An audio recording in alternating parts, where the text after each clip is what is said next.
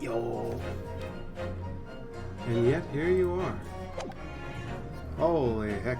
This is still kind of loud.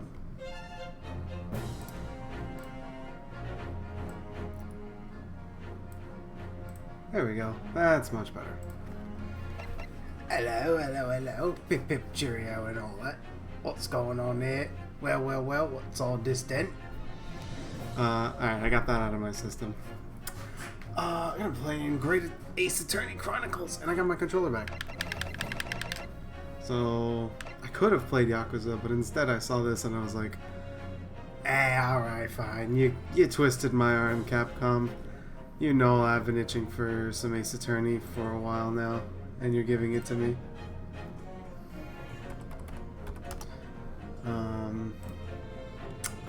But yeah, I'm a big fan of the Ace Attorney series.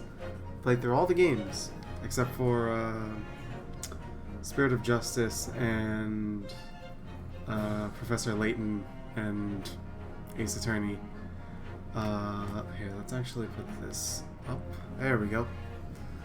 But yeah, that's we're gonna be playing this. So, without further ado, fuck. Let's move that over there. Perfect. Oh, okay. Special adventure. Let's go. I'm a little green, but you know, ignore it. Oh. The Empire of Japan. After England. opening its doors, a push for cultural transformation brought great waves of Western Japan. influence to this far eastern island nation. The revolution washed over the land, making life in the capital exciting and unsettling. It was a period of Beautiful. great change. Oh, you know what? And some No. was I was gonna adjust swept my away size, by but the fuck it. tide. Y'all getting full screen bunny today. It could be smaller, but oh.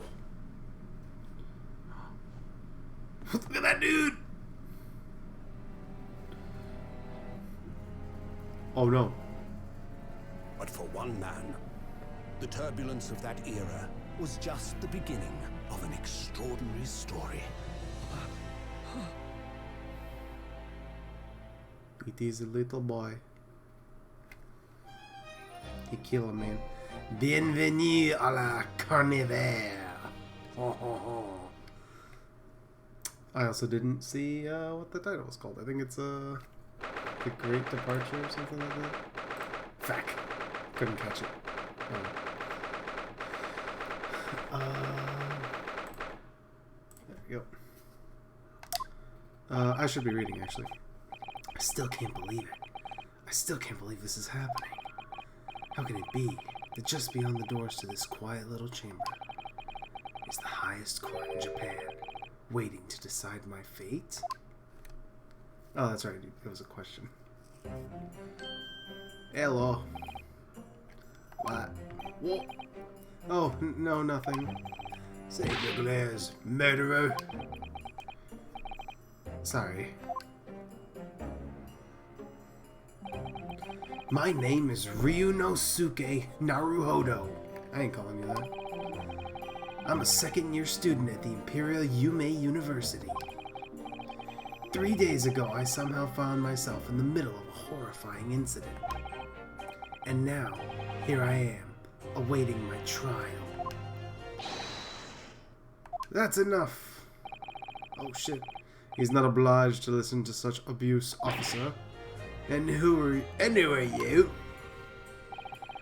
I'm this man's lawyer. I'll be defending him today. Lawyer? Yes. And until the judge has given his verdict on the case, no one has the right to treat him as a criminal. So you will hold your tongue. Technicalities. Look at you. You haven't even graduated yet. And yet I still seem to know better than you how a court officer should behave. Right, Ryunosuke. Oh, yeah, of course. Sorry. What are you apologizing to me for? Oh, no, I mean, just look at your, like, chin and your muscles and shit, like, I mean, really, Cosmo, I never meant to drag you into this, I'm sorry. Ha ha ha ha ha. There you go again, apologizing. Just like always. Ah. Though I must say, you've been all over the newspaper these past few days. Yume University professor murdered in cold blood by student. But obviously, you didn't actually do it, did you? Of course not. You have to believe me. I didn't do it. I could never murder someone. Then there's nothing to worry about. Straighten yourself up. Hold your head up high. You mean... I believe in you. I know you're innocent. You're innocent. This dude's got so much fucking shit on him. These buttons are huge. Also, who let you have that sword?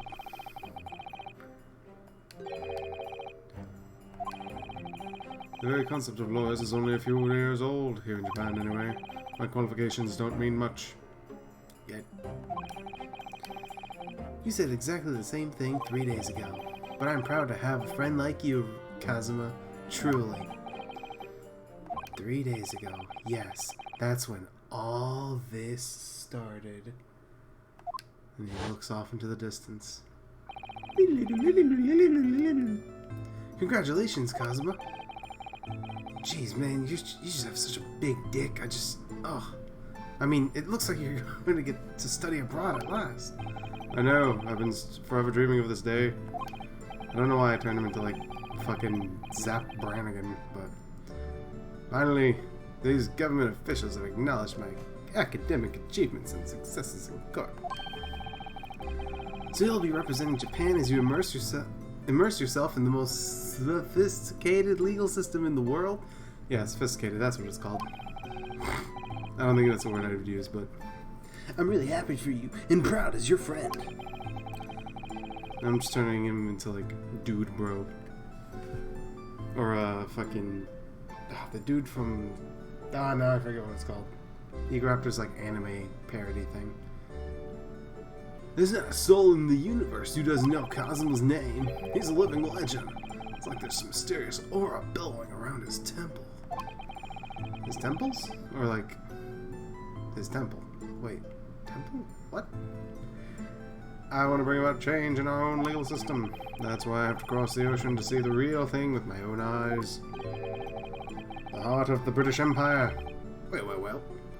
I wish I could see it, too. I've been practicing my British accent. Then come with me. We'll have a war time tearing up the streets of Her Majesty's City of London together. Fuck. If only it were that simple. Oh dear, look at the time. I'd better be going. Alright, I'll see you later. I think I'll stay and enjoy this place a little while longer. Good idea. After all, it's not every day you get to visit a high-class Western restaurant like this in Japan. See you in English class tomorrow then, partner. We're speaking English right now. I bet that made a lot more sense in Japanese. It was straight after that. That's when it happened.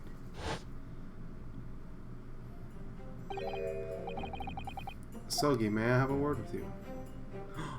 Yo, look at these. Holy shit, dude. That's fucking, like... Kajima Kiryu from... no. What's his name? Anyway, Hajima from fucking Tekken. Well, this case has a personal significance to me. But never mind that for now. Asogi, you should go immediately to the judge's chambers. To His Excellency's chambers? Why? He was looking for you before.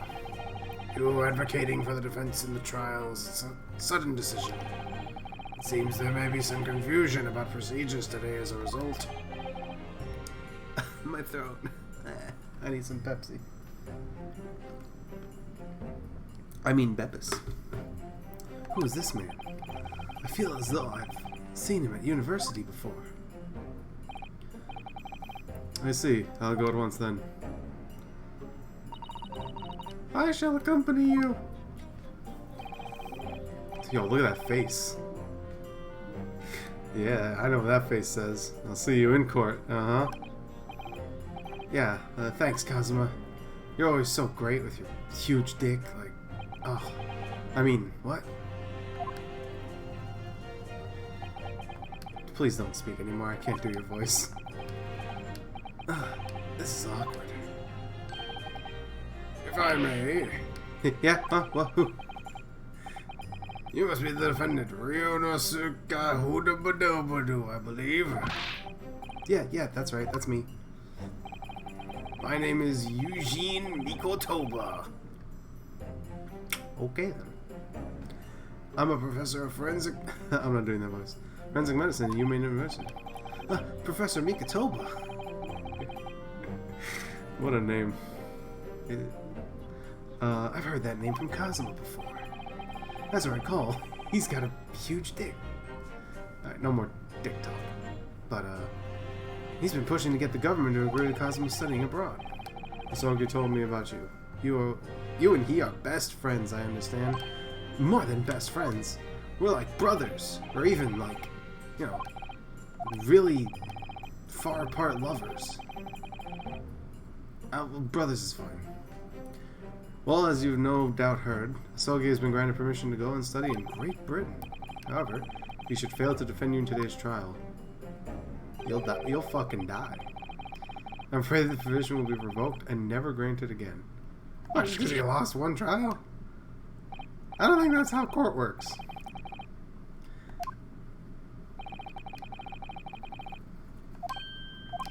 Oh, well, he agreed to defend me, knowing that if he fails, his dream will be shattered? But I don't understand. Why would the government do such a thing? The administration has to choose from a large number of applicants for overseas study. It was very difficult to persuade them to grant permission, even in the most favorable of circumstances. I don't believe it. But I didn't do it, I swear. I'm not a murderer. Yo, fuck it, I can't keep the bunny's eyes open because I'm so tired. I'm sure that's true. Nevertheless, I can assure you that proving your innocence will be no empty task. No, easy. Empty. Nice. Can't even read! You see, there are certain peculiarities about today's trial. Nandeska? Majire? Masaka? What do you mean? You'll soon understand, once proceedings get underway. But, then what should I do? Well, naturally, I'm not going to suggest doing anything that would lead to a conviction. Yeah, okay. How about actual advice this time? As soon as the trial starts, the judge will pose a certain question to the defense. When that happens, you must answer before anyone else. You must say, I do. I do?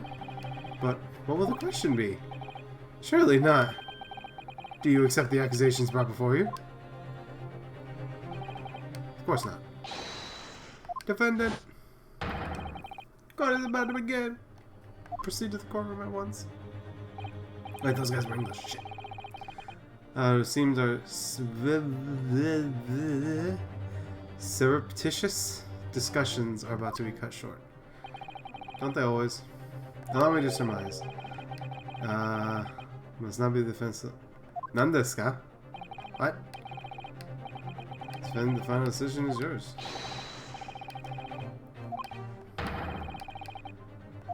There's no point there or giving it all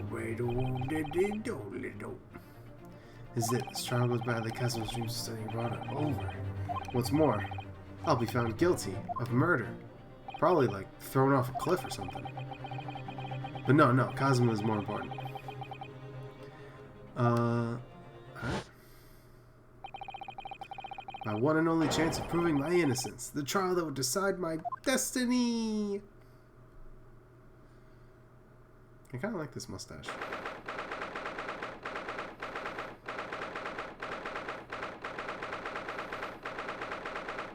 I think it looks good on me. Oh, you know what? I'm actually going to change that right now. Whoop. Boop. Okay. There we go. Perfect. That way we can see the bars and everything. Or like just the text box in full. Alright. Dude, look at him. He's like a fucking deer in the headlights. Yo, look at those eyes, man. Wish my eyes moved. I should probably like update my model. It just takes so much money, you know? Military and other uniforms, they all look the same. The powers that be have demanded that this be a secret trial. A secret trial? A trial that's closed to ordinary members of the public. Only military and government officials may attend. Holy shit, who the fuck is screaming outside? What, but why? It'll become clear in time, but for now, you need to concentrate, Ryunosuke. It's about to begin.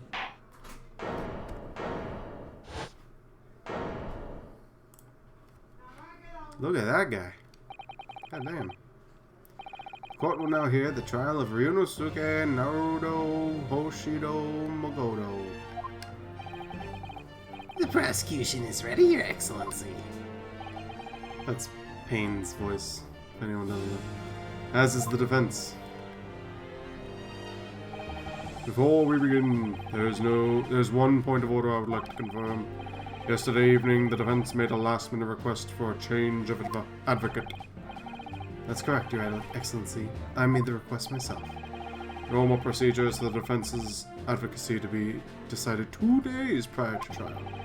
As this is an unusual circumstance, I am obligated to ask for final confirmation now. Who advocates for the defendant in this trial? This is it. This must be the question. Who's going to defend me? That's the question the professor meant. But then, if I say I do... I need to answer quickly. What should I do? I'll say I do! No confirmation is needed.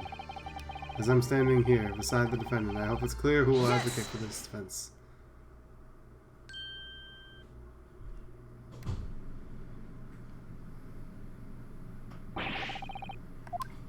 What is the meaning of this unruly outburst? I would like to inform the court that I, Ryunosuke Naruto Sasuke Shibudo, will be defending myself. Okay. What? What are you playing at, Ryunosuke? Professor Mikotoba told me everything, just now before the trial. He did what? He said that your dreams of studying abroad would be dashed if you were to lose. How sad. It means you don't have faith in me. You think I wouldn't be able to get you off? Oh yeah, you'll be able to get me off, alright. No, it's not that really. It's just that, well, on the off chance that things don't go well for me, I couldn't bear to be the reason that you... Yes, I knew that's how you'd feel, which is exactly why I decided not to tell you. Professor Mikotoba shouldn't have stuck his nose in it. Very well. The court hereby recognizes the defendant's desire to advocate for himself in today's trial. Well, well. Does the accused admit defeat already? Renouncing his own counsel. Really? Objection! Make no mistake, counsel. This merely shows the defendant's innocence is so apparent he's confident he can speak for himself. Isn't that so, Naruto Sasuke Kokoto-san? Huh? Were you saying something? Oh yeah. Exactly what I wasn't thinking. I'm not confident at all. Ah, there's the old slouch. In my mind, in fact, my mind's a complete blank.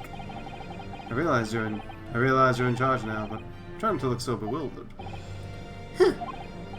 Well, for a mere university student to be brought before the Supreme Court. Yo, look at that, Fang. You must have perpetrated the most heinous crime indeed. I ran out of breath halfway through that. As you are no doubt aware, this is the Supreme Court of Judicature of Japan.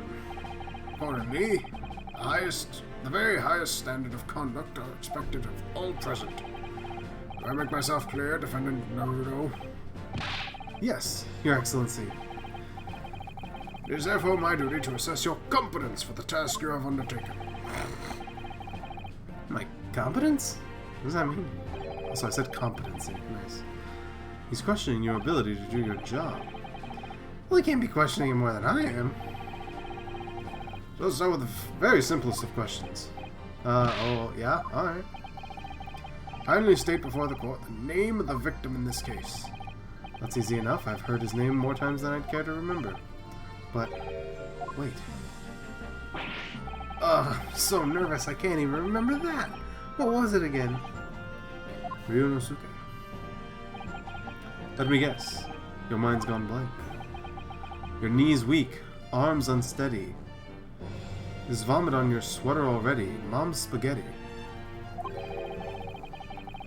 All the relevant information for this case can be found in the court record. But I can't even find that. Just press the R button. If you ever find yourself forgetting something, just consult it, that's all.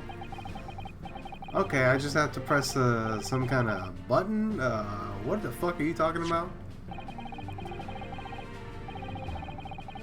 Try switching to people instead. Yeah. Yep. Bitch's name is John H. Wilson, the victim of the case. He was visiting professor of medicine at Yume University from the British Empire. Yeah. So remember, everything to do with the current case can be found in the court record. Huzzah! Now you better keep his Now you better not keep His Excellency. Wait, His Excellency are both capitalized. Is His Excellency like a proper noun? I didn't know that. I guess it is a title, but I didn't know that his was a part of it. Yes! Yes! The victim's name was Dr. John H. Wilson. Well, at least you can remember the name of an esteemed member of your own university.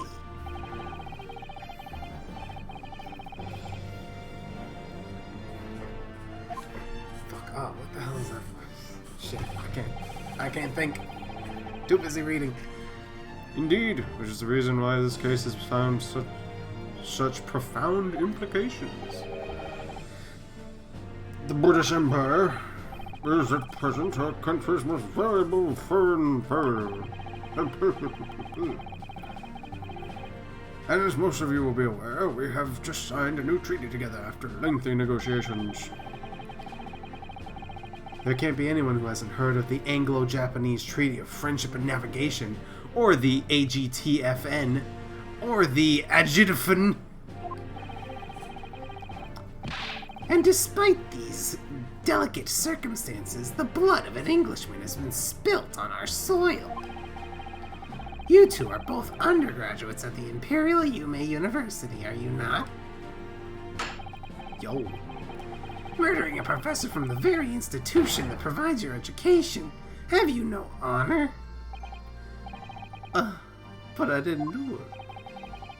Why you gotta be so mean, man? The case is coming under great scrutiny from our allies on the other side of the world. The court therefore wishes for a speedy resolution to this matter. In other words, our feeble government is scared of upsetting England's policy measures. And you're a convenient and expendable scapegoat to blame for this crime. That's why this trial has these unusual peculiarities, is it? Exactly. Our government needs to convict someone as quickly as possible. All because the victim was an Englishman. Yeah, Dr. Wilson was an Englishman. But nationalities and treaties won't make any difference for me here. The fact is, I was there at the scene of the crime. Oh dear, look at the time. I'd better get going. Alright, see you later, alligator. That's a little thing they say over in England, I think. Actually, I don't think they have alligators. So, in a while, crocodile... Wait, shit. Wait, do they have alligators and crocodiles in England? I don't actually know where alligators and crocodiles, live. I barely know what the fuck lives here in Florida. Where I live. I've seen that man at university. I'm sure he's visiting professor from Great Britain. I don't know his name, but still, I should go and say hello. So I went over to the professor's table and introduced myself to Dr. Wilson. Glock. Now then, let me pose my next question to you, Defendant Nerdo Hodo Shoto Magoto. Yes, Your Excellency. How did this professor of medicine, Dr. John H. Wilson, lose his life? State before the court the cause of death. The cause of death? Well, obviously that was, Ryunosuke. Remember that in court, every assertion must be backed up by evidence. Evidence? But how? Find the piece of evidence that shows the professor's cause of death and select present. Do it now! Yes! Well... Yo, he actually has, like, paper fucking animation, and he's, like, shaking slightly, I think. According to this document, the victim suffered a hemorrhagic death due to gunshot trauma. Learn to read, you imbecile. That's the post-mortem report, I take it. Sorry, yeah, that's right. The post-mortem report. In the West, a doctor dissects corpses to identify the cause of death in an autopsy. But here in Japan, a police officer merely inspects the body and draws conclusions that way. Oh, okay. As long as I'm not going to be tested on any of this later. This is a so-called photographic print of the scene of the crime. You can clearly discern scorch marks around the bullet hole produced by the powder explosion.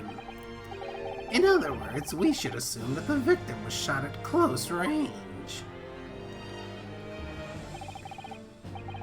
Thank you, counsel. The court will accept this modern scientific evidence into the court. A photograph. My goodness.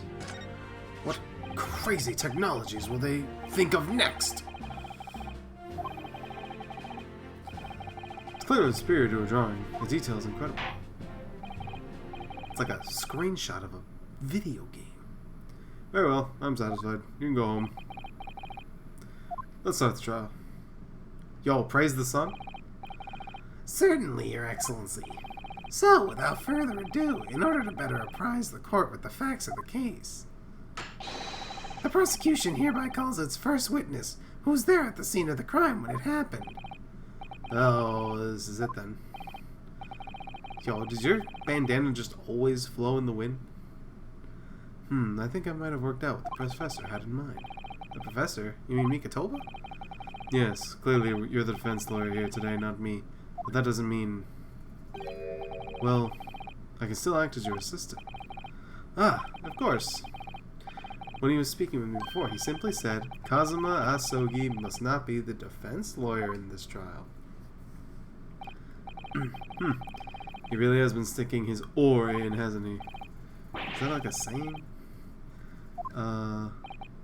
Help me out, dude. Well, my first piece of advice is rein in that crazy look of bewilderment and control the cold sweats. Only if you rein in that crazy headband. Hey, look at that. They brought up the fucking crazy ass shit. Yo, look at this dude. Yo, what's up? What's your name? Can I get your number? Witness, state your name and occupation for the court, please. I finally figured out what that voice I've been doing is. It's the fucking Blahnik voice. I'm my own original character. Blahnik! Of course, my name is Satoru Hosonaga. I'm the head waiter at the Western Star restaurant called La Carnival. Yo, what the fuck? You got some cherry sauce on your lip, dude. You alright? You seem to be coughing up some, cherry liquor. It's a regular occurrence. It really doesn't bother me. Well, it really, really should. Go to a doctor, dude. As everyone knows, the capital's southeastern quarter was developed for foreign visitors some years ago.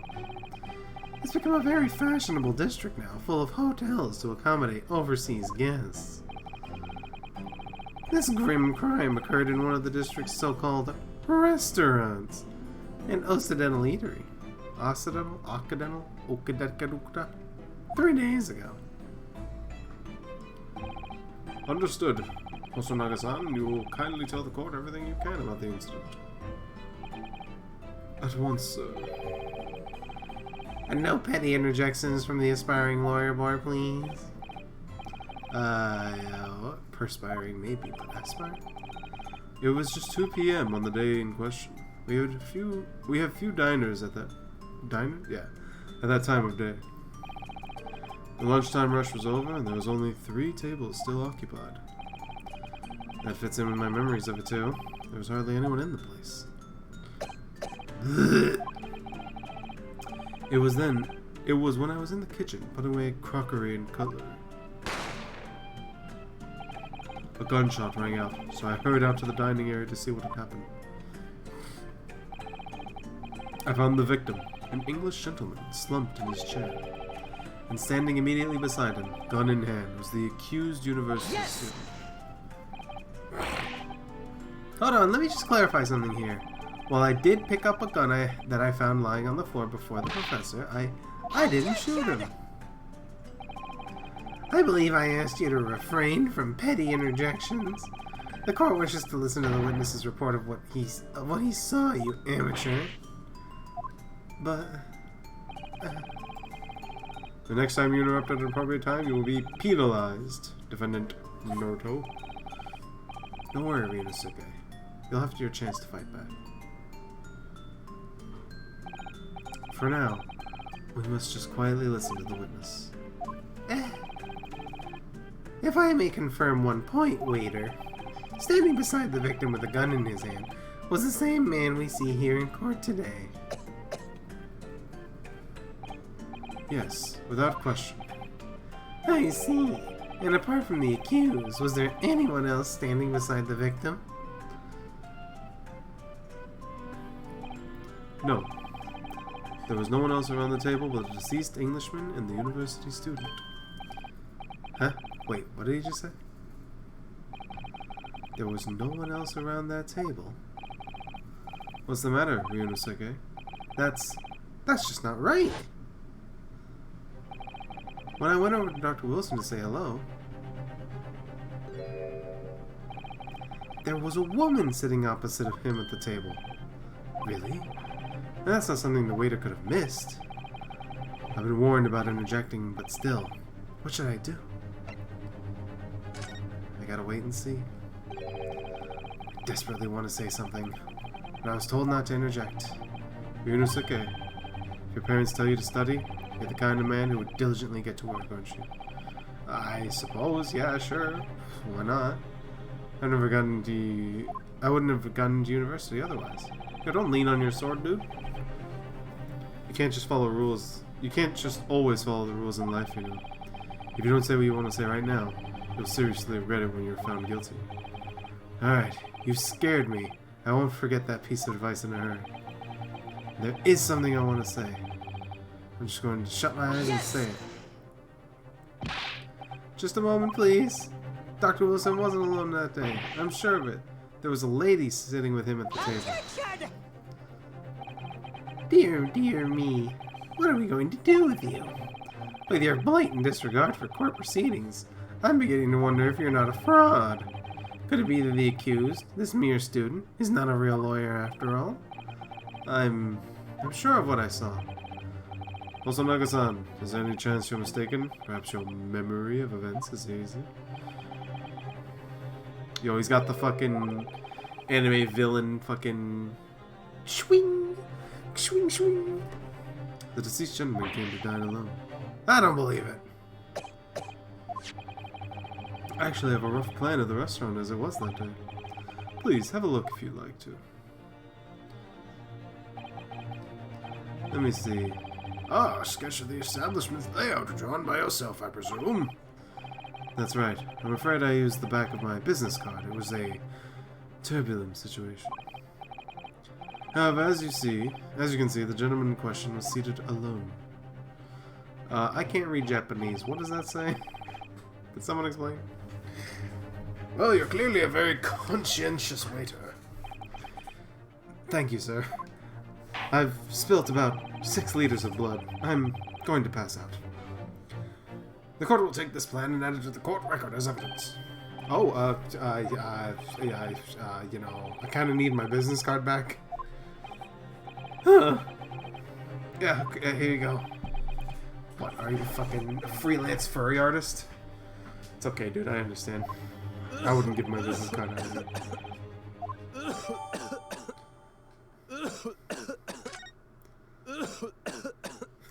Same sound clip over and over. You could have just done it once. Praise the sun. So, the court has now heard of a press of the case. Yes, at the moment the gunshot was heard in the restaurant, the only person in close proximity to the victim was the defendant on trial today. It would seem we are looking at a black and white case here.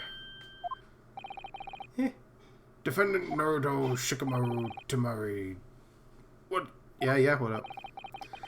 If you admit your guilt at this stage, the court is willing to look mercifully upon you. In other words, you may have some small reprieve in terms of your inevitable punishment.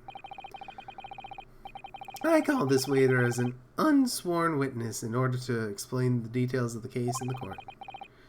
But I must warn the defense if you are determined to push matters further in this trial. The prosecution has decisive evidence for sworn witnesses who were present at the scene of the crime. Okay. What do you think I should do, cousin? What do you mean? Well, I'm gonna be found guilty one way or another. I mean, might as well just get it over with, you know. There's not like there's anything I can do about it. Just go home, you know, have some fun, you know, play on my Nintendo Switch. What? You say to yourself, Professor Mikatova said it. So is the judge and the prosecution, my own grandmother, that dude in the stalls, the hot dog salesman. Everyone's been talking about these fucking peculiarities. I'm so scared. As I said from the outset, I believe you're innocent. I trust you. And yet, despite knowing that, you're willing now to throw that trust back in my face? Is that it? Twice? You wanna fuck me twice? Is that what you wanna do? If the accused is in fact innocent, then the defense lawyer is duty-bound to prove that innocence by whatever means necessary. Are you just going to abandon that duty? Are you going to give up on yourself? Are you going to piss your pants? Maybe shit and cum? The battle hasn't even begun yet, Ryunosuke. The defense pleads not guilty, Your Excellence. Also, I hurt my goddamn hand. What is this, mahogany? Then we'll see just how decisive this evidence really is.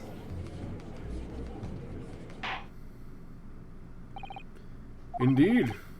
Because, bitch, please continue with the proceedings. Well, you were warned. The young can be so reckless.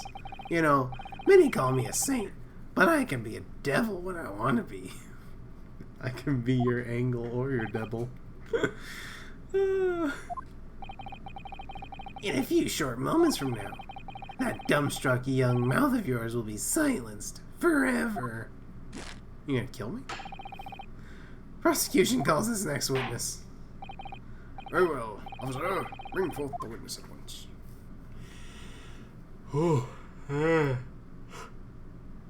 Yo, what up? Who the fuck? Witnesses, kindly state your names and occupations for the court.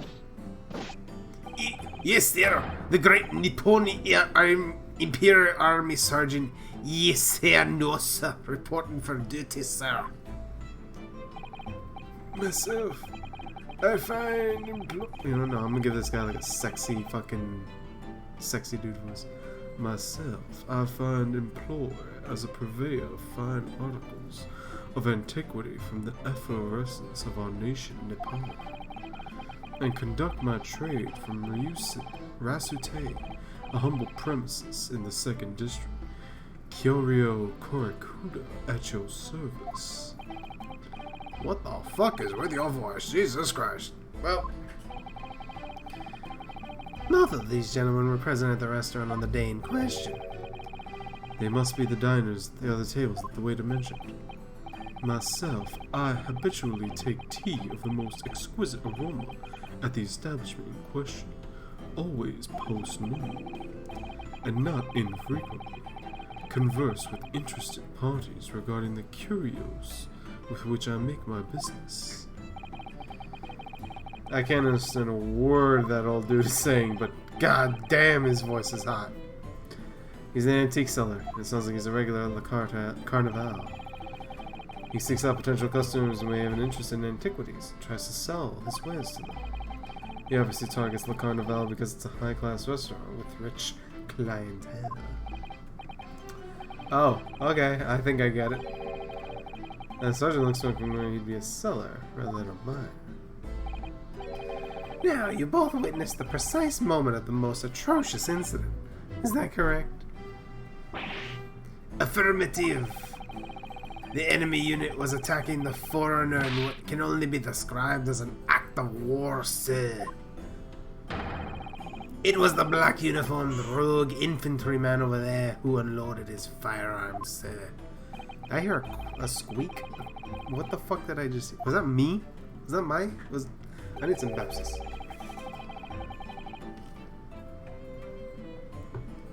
But I'm almost sure I heard a strange noise during that last thing he said. Yeah, it was a squeak.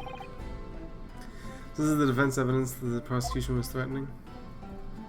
The soldier is claiming that he actually saw the precise moment you shot the victim dead. Yeah. Well, you starting to feel uncomfortable? If I'm gonna be honest, I've been feeling that from the start. Now the court will hear your formal testimony, please. You will state everything you saw At the precise moment of the incident, Yes, sir. Standing by... What the fuck is it? Oh, he's got a baby on his back. Unsavory memories of a most acerbic afternoon. Acerbic. Acerbic? Fuck. Hey. What the witness saw? I was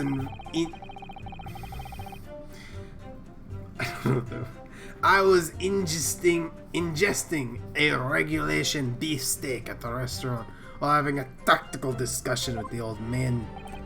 Myself, I was extolling the virtues of a particularly fine golden curio to the military gentleman.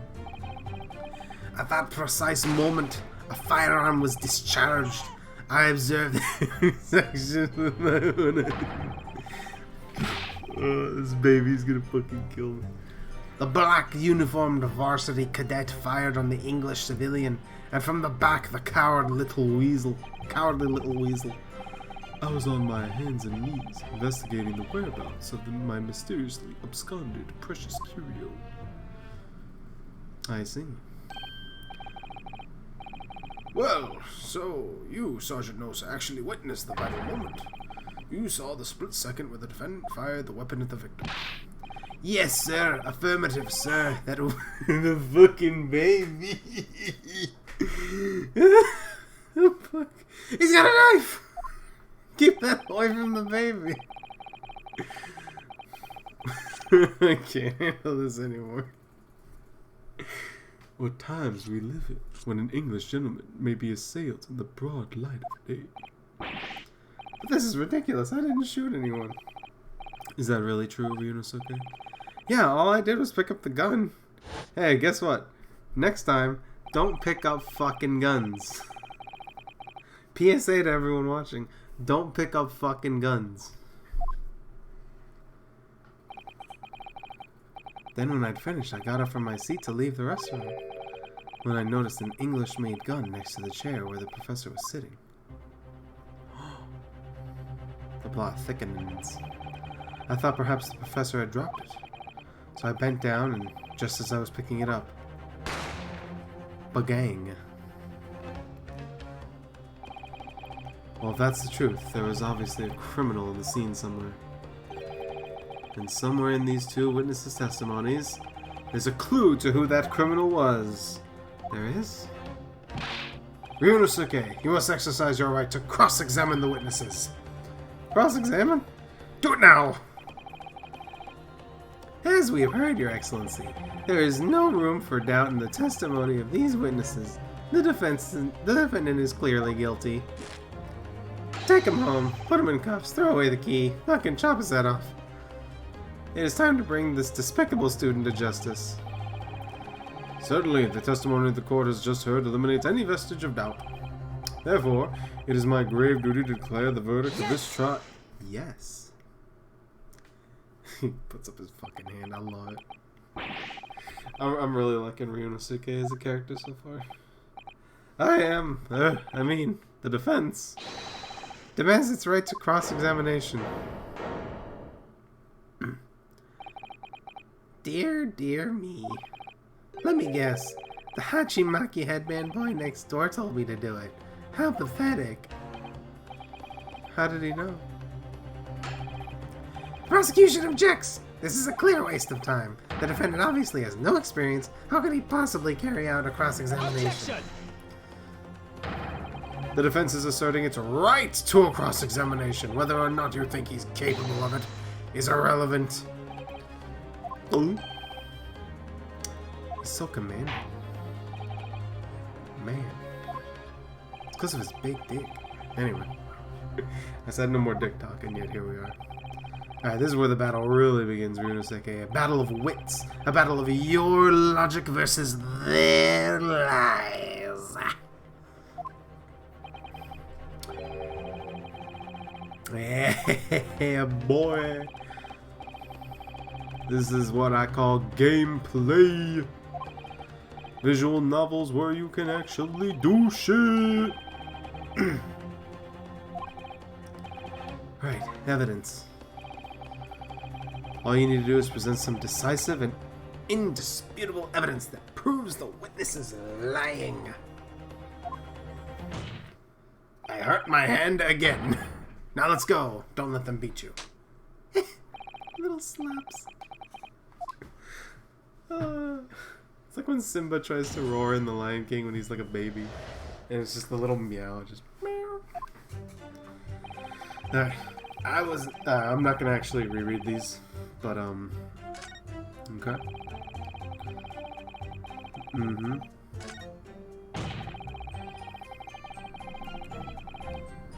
Oh, it doesn't do the baby sound again.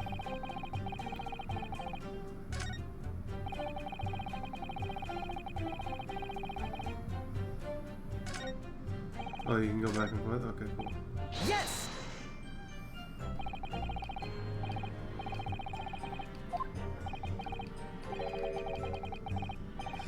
Burning the arthritis. I was in order to retrieve the lost piece. Oh wait, shit, that's right. He has a sexy voice. The Koban, of course, the exquisite Hoei era Koban coin. The fuck did you use? I'd just been showing the rare treasure to the military man as he masticated his meal. Hey, don't bring up any of that in court. This is a children's game. After averting my eyes for the briefest of moments, it was there no more. It simply vanished. The Koban vanished? Hence I began to acquaint myself with the intricacies of the floor in order to locate it. And then it happened. Bang. You heard the gunshot, you mean? None other than, though it was no concern of mine. I was frantically scouring the floor for the aforementioned lost treasure. Want to become famous? Buy followers? Primes and views on the Yo, I'm getting fucking bots. Let's go. I need to set up my fucking, I need to set up like a night bot. But, yo, there's 3 of them? That's crazy. Honestly, I probably should just ban them right now. I mean, they're bots. It doesn't matter. But also, it distracted me where I didn't see the tail end of that. Listen, Ryunosuke. We know there are lies lurking in these statements. It's time to expose them. I understand that. The question is, how? Like I said before, the keys to this is using evidence that you've collected. You can examine and present evidence while the witness is giving testimonies by pressing the button. Go through each witness statement and the details about each piece of evidence. Compare all the facts. Somewhere in there, you'll find something that doesn't add up. In other words, an inconsistency. An inconsistency? When you find a statement and a piece of evidence that seem to contradict each other, present your evidence with it. Rip the witness apart. I'll help you with this fucking sword that I am allowed to bring in here. Just be careful, because if you assert a contradiction that has no basis, you'll be given a penalty. A little flick on your nut. If you're dealt too many penalties, the defense's case will fall apart and you'll receive a guilty verdict. So that's it. Peruse the evidence in the court record, and find an inconsistency with the witness's statement. Sure, why not? You can hear the witness's statements over and over again as many times as you'd like. So keep your head and be measured in your attack. Good luck, partner. Alright.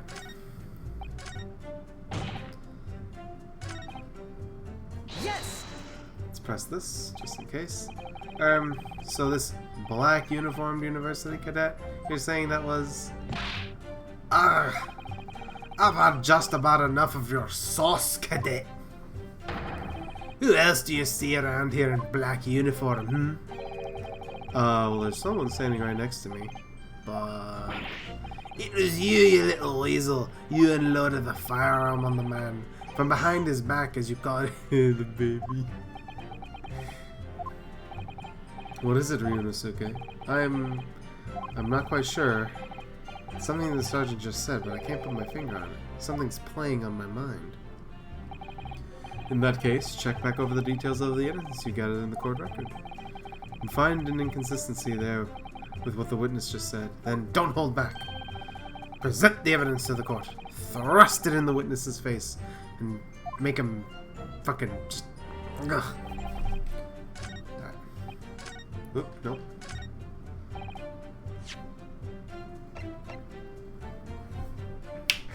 Yes! Yes!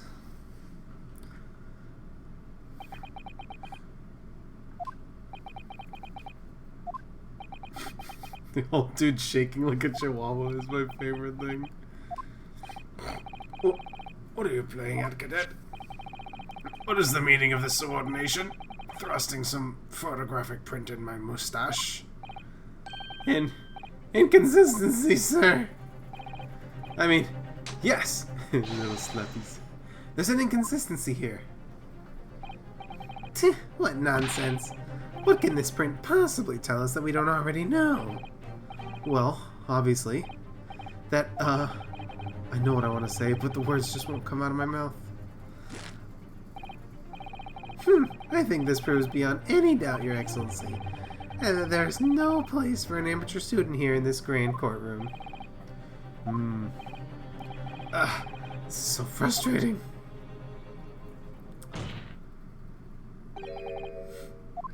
Oh, please. Why you gotta slam for that? Sorry, this doesn't require an explanation. It couldn't be more plain. To spell it out would be an insult to the court. Kazuma? What? What are you talking about? It's apparent from a single glance at the photographic print presented by the defense that there's a clear discrepancy here with the sergeant's statement. What? Sergeant Ace Nosa. Yes, sir. What, sir? The statement you just made was this. The black uniformed varsity cadet fired on the English civilian, and from the back, you cowardly little weasel. Yes, sir. Affirmative, sir. I witnessed the crime with my own military-grade eyes, sir. Yes! But no, that just can't be. And why not, cadet? Because... Take a closer look at the print. The victim, Dr. Wilson, died from a bullet wound to the chest! Sergeant, according to your witness statement, the culprit shot the victim from behind. And that is the obvious discrepancy here. Well, how do you explain it? Baby! He's just fucking pushing the baby down. Something just popped out from behind his back, but he pushed it down again. Certainly, there's a discrepancy with the facts here. Would you not agree, Sergeant Nosa? Also, this music is banging. Yes, sir. At this juncture, that would appear to be indisputable. Until the moment I heard the fire. The fucking baby.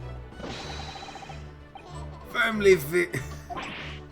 I can't.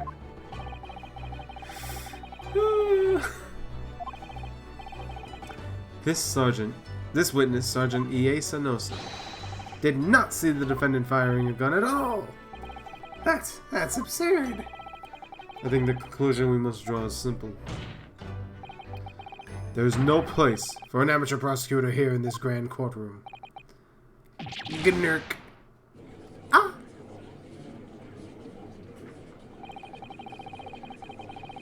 Heh, turnabout.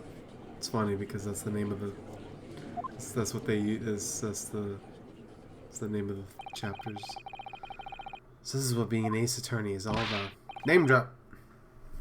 But I definitely saw him. That university cadet there. Baby. Yes! Why baby's so funny? But I never fired the gun. All I did was pick it up from the floor. And you, old man, you didn't see the moment the victim was shot either? Myself, I have already been quite clear. The gunshot interested me not. I was far too busy on the floor. Oh yeah, you were looking for your Koban coin, weren't you? Indeed, the prized Hoei-era Koban. Hunting around under the table, I was, in case mayhap it fallen there. And then it happened. You heard the gunshot, you mean? Indeed I did, but I heeded it not, for I was concerned only with finding my absconded Hoei treasure. Nothing could distract me. Out of interest, did you find the coin in the end? No. I see. That lamentable day, the precious Hoei Koban was lost to me. No doubt, some unscrupulous scoundrel pocketed the prized coin for himself. As I'm sure everyone present is aware, this case demands a swift and decisive resolution. Our government has promised to send a full report to Great Britain by telegraph this afternoon. Did you know that there was actually a point in time where a samurai could have given a telegraph to Abraham Lincoln? There's like a 17-year window in which a samurai could have telegraphed Abraham Lincoln. The fuck are we talking about?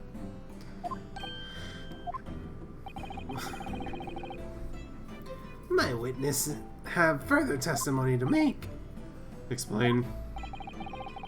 Upon hearing their next statements, it will become abundantly clear that there is only one person who could have committed this despicable crime. The equally despicable defendant, Ryu from Street Fighter. Huh? The question marks being smaller, or being bigger than the exclamation marks is fucking me up. The interrobangs are not equal.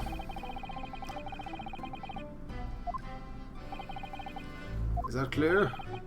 As clear as Kiriko glass, Your Excellency. Yes, sir. At once, sir. Awaiting signal to testify, sir. Get the fuck back in there, you baby. Excuse me, but there's something or someone peeking out over your shoulder, I think. Affirmative. The newest member of the Nosa family to rise up through the ranks, sir. His name is Idol. Huh. It would seem those straps are a sign of the sergeants being too strapped to a foreigner nanny. Idol. Teen Shun. Your father is about to quell the enemy. Watch and learn, my boy. He's a baby playing with a pinwheel. Look at you, fat fucking baby. My voice is gonna be fucking raw by the end of this. Even if what I saw wasn't the precise moment the firearm was discharged, it's almost the same thing. Yes, pointing his gun at the foreign man he was, that young lad in black. That much I myself did see. Furthermore, a visual search of the premises at the time confirmed that— Fuck! Indeed, alone he was, the Englishman, dining all by himself. Therefore, no one other than the black uniformed cadet could have dispatched the Englishman. Over and out. These testimonies are certainly compelling. Yeah, they are. Wait, That's nonsense. the victim, Dr. Wilson, wasn't alone at the time. Please, enough of these outbursts already.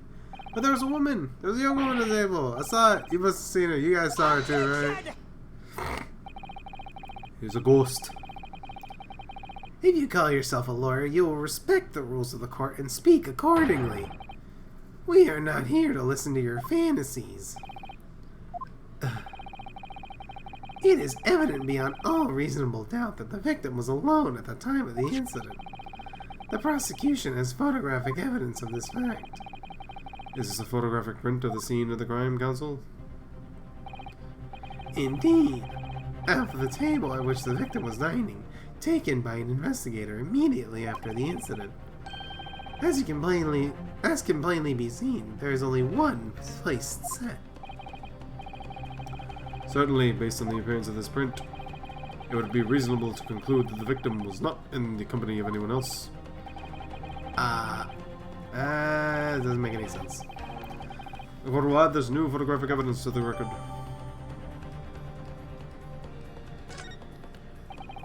I don't understand. What's going on here? It's just not possible that nobody saw that woman.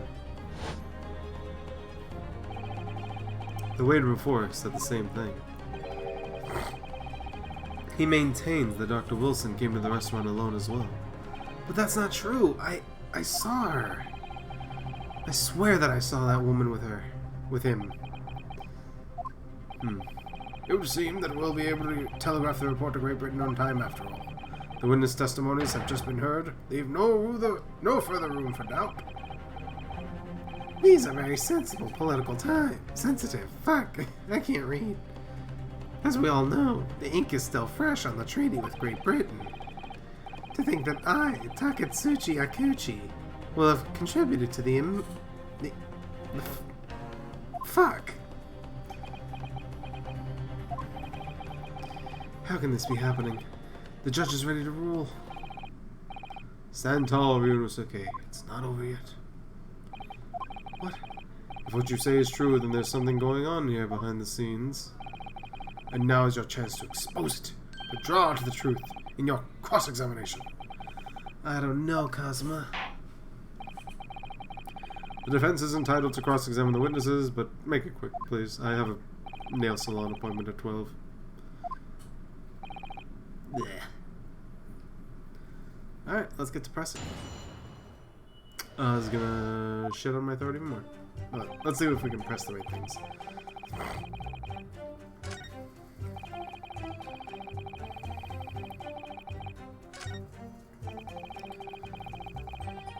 We were the only person present. Alone he was, the Englishman dining all by himself.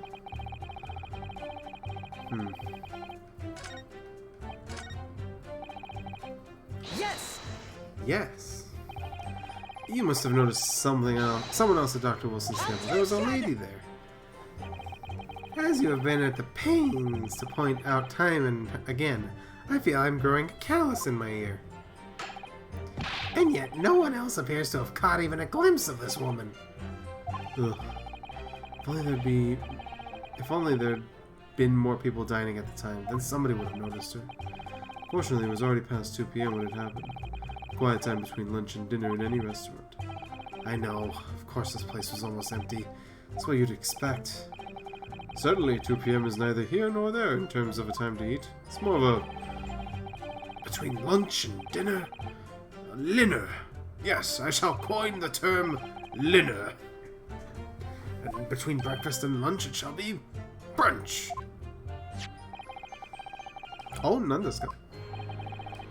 What is that, counsel? It is a medical report card, Your Excellency. He got straight A's. It would seem the victim had an appointment at a clinic prior to visiting the restaurant. Hot a clinic. There's some hotter nurses there. Yeah, okay. I see. 19th of November, noon to past 1. Oh, that's not one. The very day of the incident. So the victim went for a late lunch following his appointment. The explanation couldn't be more simple.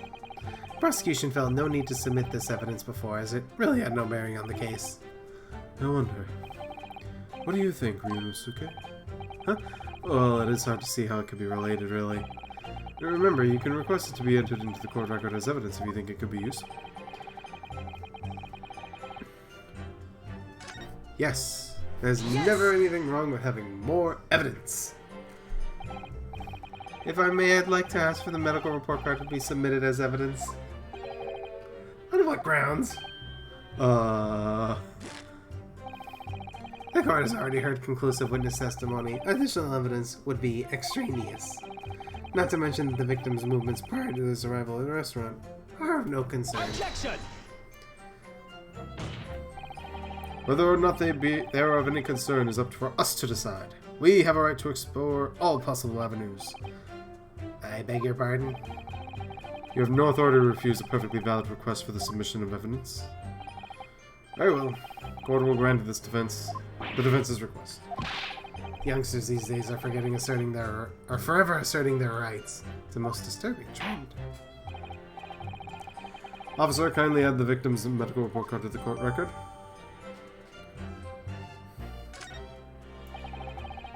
What we need right now is new clues. We have to explore things from every possible angle, even if they don't seem relevant at first. Right, I hear you. Huh.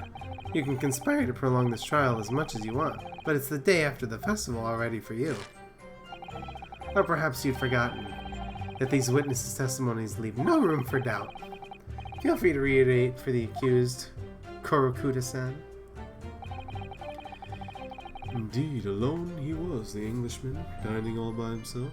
Let's check out the court evidence.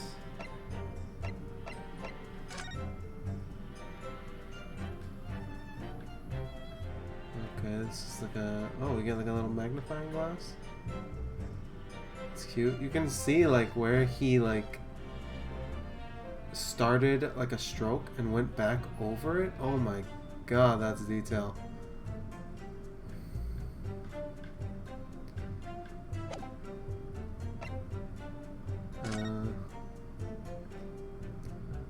Get a magnifying glass in here.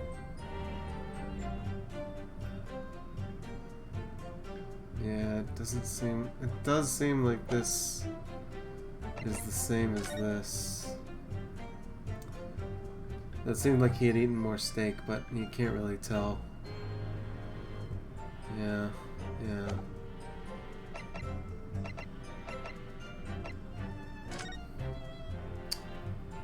Shortly after 2 p.m. No exit wound, bullet did not pass their body. Yeah, that seems about right.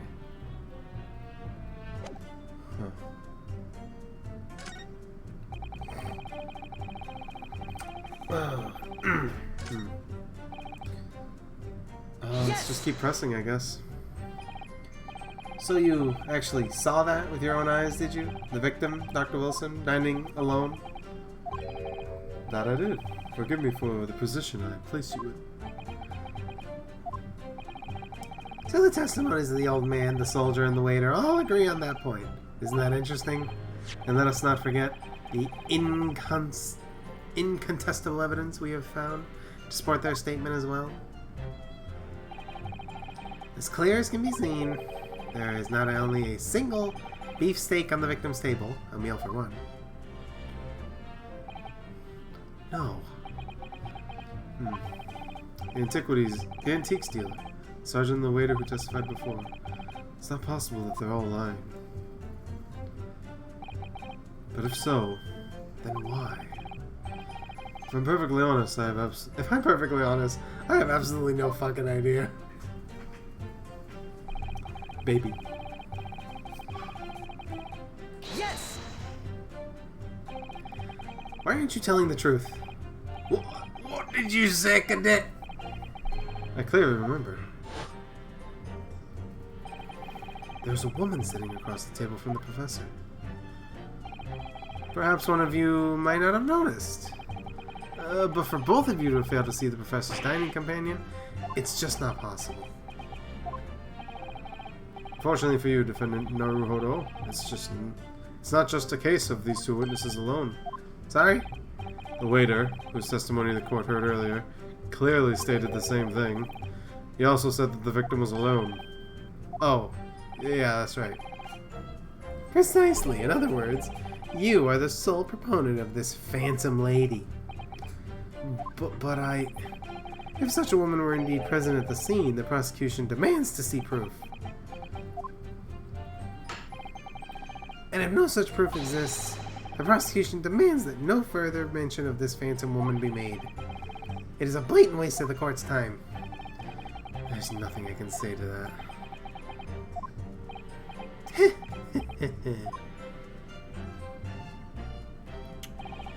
Excellent work, Ryunosuke. We've gleaned some new information now. Well, yeah, but I don't feel like it changes much. I can't see that it brings any real discrepancies to light.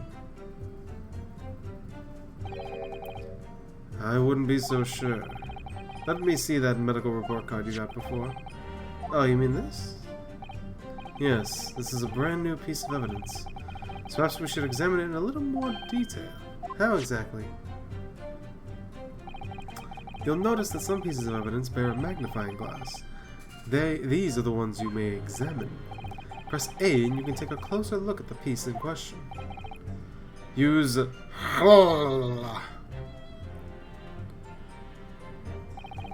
to rotate the evidence in all directions and examine it from all angles. By using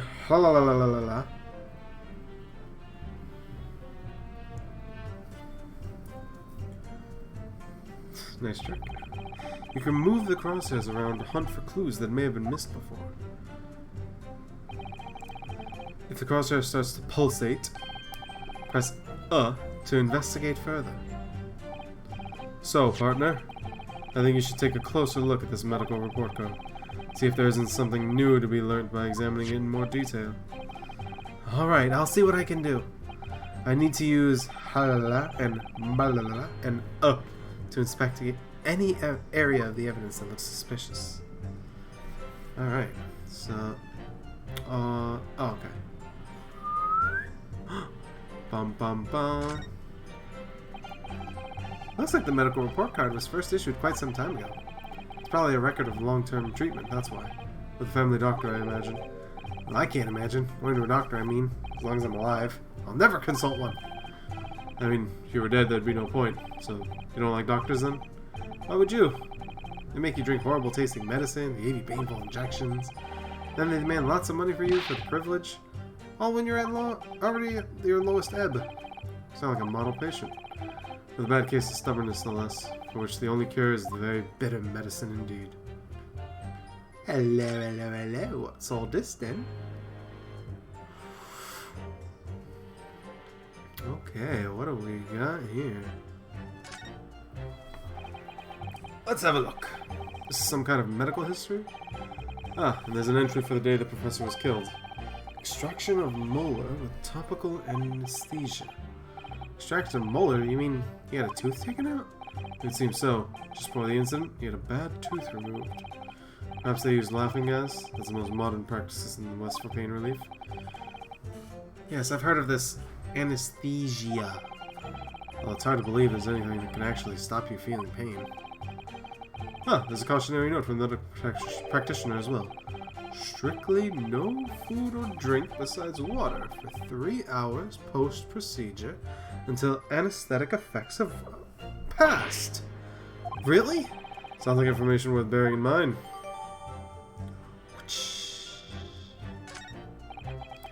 With this new information, the meaning of that one particular statement totally changes. So I think it's time we listen to the testimony again, don't you? Definitely. I also want to examine the waiter's business card. Chief Inspector Satoru Hosonaga, Primary Criminal Investigation Division, Imperial Bureau, Police Bureau. Well, that's unexpected. What is it? Look, you see it says the witness's name here. Saruto Hosonaga. Well, yeah, the business cards do tend to show the person's name. That's sort of the point. It's not the name that's unexpected, it's his job title. His job? Oh! Chief Inspector Satoru Hosonaga. Primary Criminal Division's Investigation. Imperial Police Bureau. Inspector? What on earth? I have no idea. Let's face it, police have a lot of power and influence. They're wielding it somehow here. Alrighty then. Nice. Let's examine it. Oh, we can't examine these. Never mind. Can I examine my badge? I can. Oh. My personal student number is engraved on the back here. If you lose your pin, they won't accept you as a student at the university. You may not come in, they say. Of course, you can get a new pin made if you just tell me your number. I've actually lost mine twice already, but I still don't know my student number by heart. I always say it to myself, I mustn't forget to write it down somewhere. And then I forget not to forget that. You are just like me. Anyway.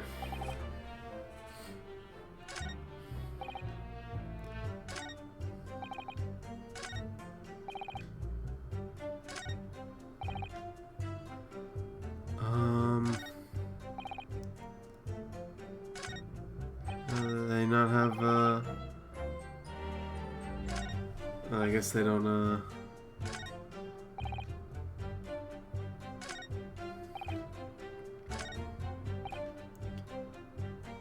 Alright, then yeah, we'll just have to present it here. Oh, yes, I mean, he needs to learn to object. Well, I think, well, what are you withering about, lad? Calling yourself a lawyer? I wish I could. But first and foremost here, I'm the accused. Yunosuke. Everyone stumbles on their words occasionally. Under the circumstances, I wouldn't worry about it. Thanks. I can see it quite clearly in that cross-examination you just carried out. When you raised your hand straight up like that so purposefully, you knew exactly it is what you wanted to say. Don't feel like you have to choose your words carefully. Just say what you're thinking. Alright, and thanks for the advice.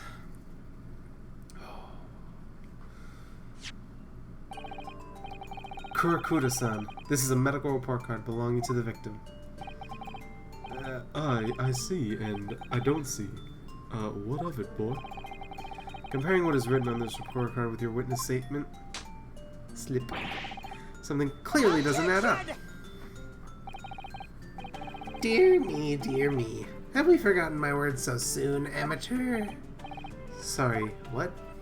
Who are you? You are not to interrupt court proceedings with your amateurish drivel. But let's see if I can explain in words you might understand. It was after 2 p.m. in the afternoon when the victim was murdered at the restaurant. Whatever he may or may not have done before that time is completely irrelevant. But that's, remember, Ryunosuke, you don't have to use clever language or fancy words. Just make your point. Your Excellency, I believe we're finished here. There is surely no need to prolong this trial any further. The witness testimonies the court has heard has been clear and concise. This medical report card has no bearing on the matter at all, for the simple reason that there is no one besides this pale-faced pupil who can... This medical report card has nothing to do with the case? Do you really believe it? Huh? That outburst half petrified me, boy.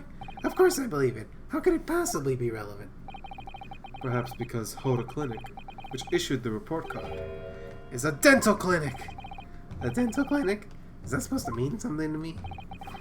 Perhaps if I told you that the victim had just had a tooth extracted. What's this now? And furthermore,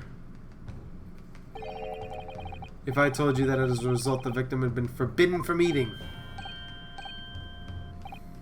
Just what are you trying to say, cadet? He had orders not to eat, so what? It's all written up in here. No food or drink other than water for 3 hours post-procedure while anesthesia wears off. What? Not Korakuda-san! What, boy, what? As you just heard, when he was killed sometime shortly after 2 p.m., the victim couldn't have been eating anything. No. Additionally, there's more? you have assured the court with unwavering self-confidence that the victim was dining alone. But that can't possibly be the case! Because the victim, as we now know, had just had one of his teeth extracted and was still experiencing the effects of the anesthetic. Expertly done, partner. Objection! What is this nonsense, you little upstart? These are baseless accusations. Just look at this photographic evidence. You can clearly see the plate of food at the victim's table. Use your head. That's the very discrepancy we're talking about. Or can't you follow the logic? How dare you? I think it's fair to say that the tables in this restaurant case have turned. Wouldn't you agree, Ryunosuke? Huh? Yeah, definitely. So having just undergone some dental surgery, the victim was unable to eat. Which leaves one very crucial conundrum. Who, in fact, was eating the pictured beef steak? The court will hear the opinion of the defense on this new puzzle. I assume you're ready, counsel? Counsel? Oh, yeah, that's me. Yeah. Alright, the answer to this question is going to be pivotal. This is the start of you turning this trial around. Show them what you're made of. Got it. So, the person eating the steak at the victim's table must have been...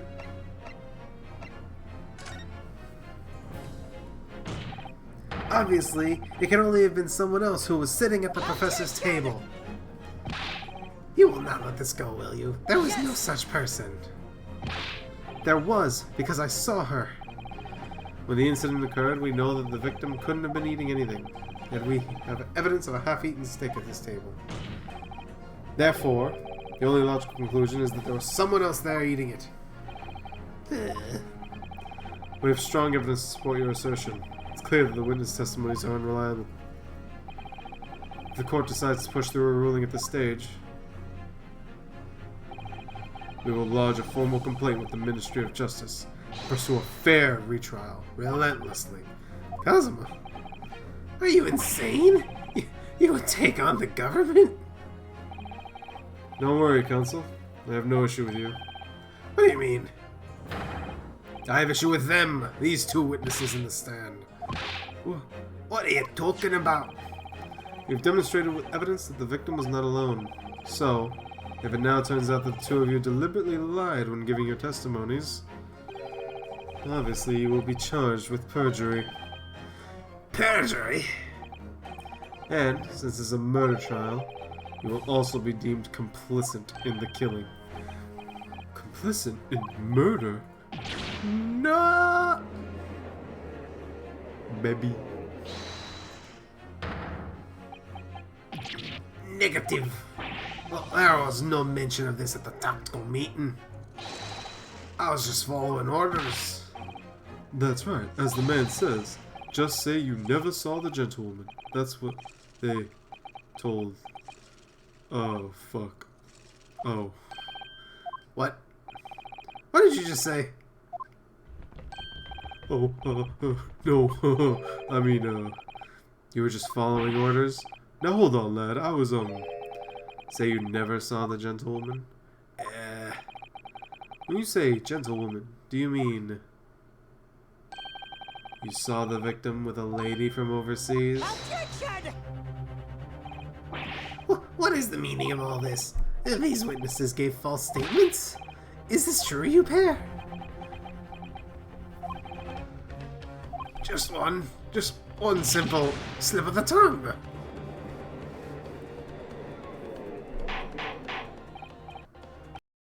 Oh my god, computer's exploding. What? Counsel, explain what is going on here.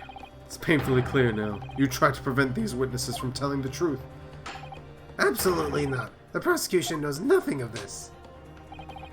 Then who's behind this? Who tried to make you keep your mouth shut? Well, That's classified. so you're prepared to be tried as a conspirator to this murder as well? You wouldn't. That can't be happening. Ryunosuke, judging from the way they're reacting to this, I'd say they were sworn to silence by someone with considerable influence. However, I don't believe a bitch had any idea about it. What are you saying? I mean, to wield that kind of influence, there are only a handful of possibilities. It could only have been the government, the military, or the police, I suppose. Well, any ideas who they might be behind this? If we can affirm who tried to silence these witnesses, then we can continue our pursuit. So I just need to name whoever it is that tried to keep the witnesses' mouths shut. Of course, we'll need evidence before we make any firm accusations. Evidence that proves whoever it was really did wield his or her power there. But how? How can we possibly?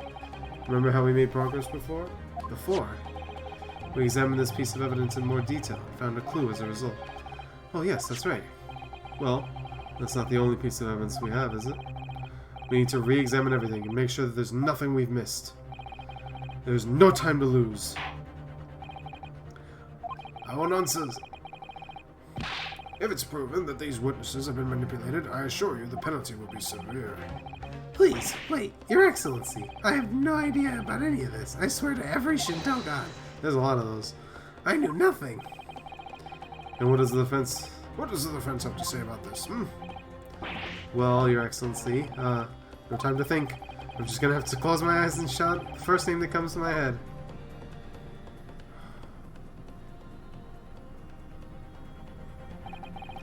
Besides the prosecution, the only person with the necessary influence to manipulate the witness is... Yes! Yes! Well, surely that would be... Satoru Hosonaga-san. Hosonaga-san? The waiter who took the stand earlier? Poppycock! What possible reason would the waiter have to make these witnesses give false testimonies? Not to mention the fact that even a head waiter could not possibly have that level of influence. For once, I would agree with you. If that is, the man truly were a waiter. What? Come on, Ryunosuke. Time to hit this course with the truth. The truth about Saruto Hosonaga's real identity, as proven by this evidence. Yes! The plan of the restaurant sketched by the man in question? I agree, it shows a great deal of attention to detail, but I'm not sure what we can... Sorry, Your Excellency, that's the back of the card. It's the back. The back of you know... What? Just, the front? Yes. It's the front of the back of the card. That's where the telling detail is.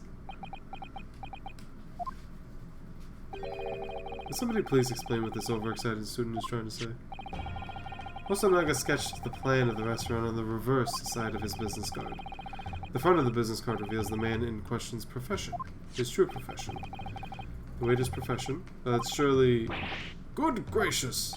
Great balls of fire! Great googly moogly! Card reads, Chief Inspector... I'm not reading that again. It's like 1,000 fucking million words long. The waiter is a police detective? I haven't heard any mention of this before. Why haven't I heard mention of this before? Why does nobody tell me anything? It's because I'm annoying, isn't it? So, witnesses here in the stand. Was it in fact the waiter who gave you your orders? Was it he who told you not to mention that you'd seen this foreign gentlewoman at the scene? Well...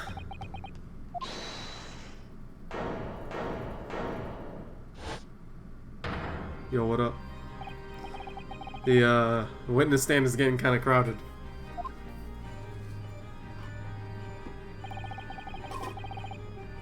I was worried something like this may happen. The moment you asked me to submit my sketch as evidence, I realized there was a possibility.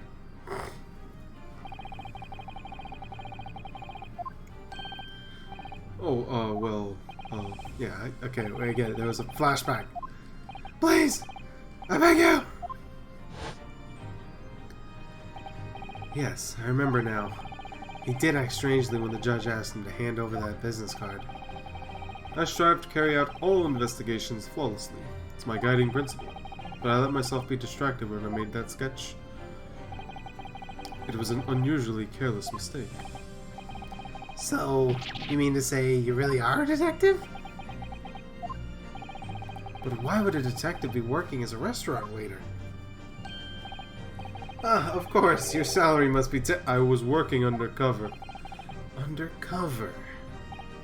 Yes. There have been a series of incidents at the restaurant recently. In order to investigate, I decided to get a job there as a waiter, working undercover. Incidents at the restaurant? What kind of incidents? These guys have like the same voice. That would be classified police information, which I am not at liberty to divulge. However, I can state categorically that they are unrelated to this case of homicide.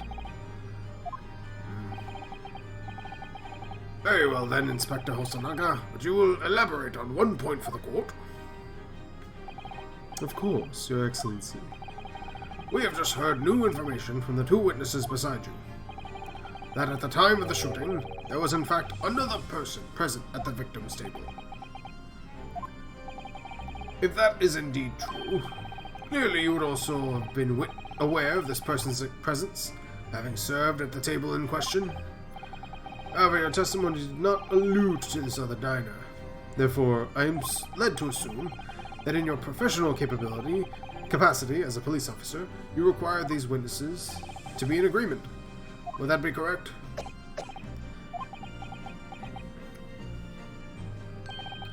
Correct, Your Excellency. Unbelievable. As I expected.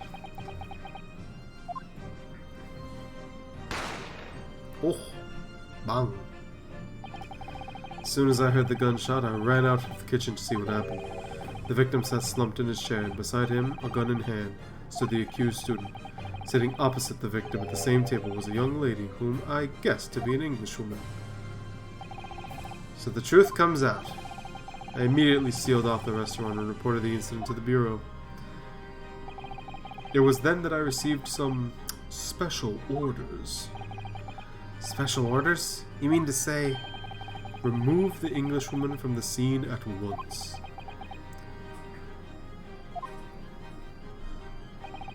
It was made clear that the Englishwoman's presence at the restaurant was to be concealed. Those were my orders. But what if this Englishwoman was the killer? I think it would be in everyone's best interest not to pursue that idea. The Empire views the friendly terms of its relationship with Britain more highly than anything at the moment. An Englishman has been murdered on our soil. To name an Englishwoman as the primary suspect? Well, without irrefutable evidence, that would be completely out of the question. So that's the reason for the disappearance of the Phantom Woman in this case. But it's not right.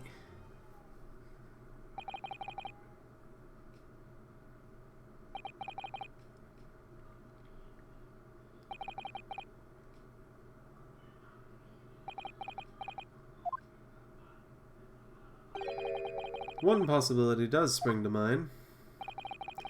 What do you mean, Kazuma? UMA University is currently hosting a number of exchange students from Great Britain, and I'm fairly certain that one of them, studying in the medical faculty's research laboratory, is a young Englishwoman. What? You're a shrewd man, Mr. Grinch. You've got termites in your smile.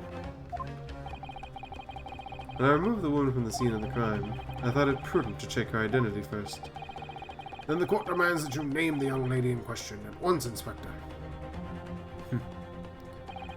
The Englishwoman sitting at the university professor's table was a certain Miss Jezebel Brett. She's indeed a foreign student. Studying in the research laboratory. Yada yada yada. Oh! I admit that under orders from the police bureau, I erased all evidence of this lady's presence at the scene, and ordered these witnesses to make no mention of her in the testimonies. It must now be up to your excellency to decide how to deal with the situation. Good luck. See you later. I'm out. Peace. Deuces.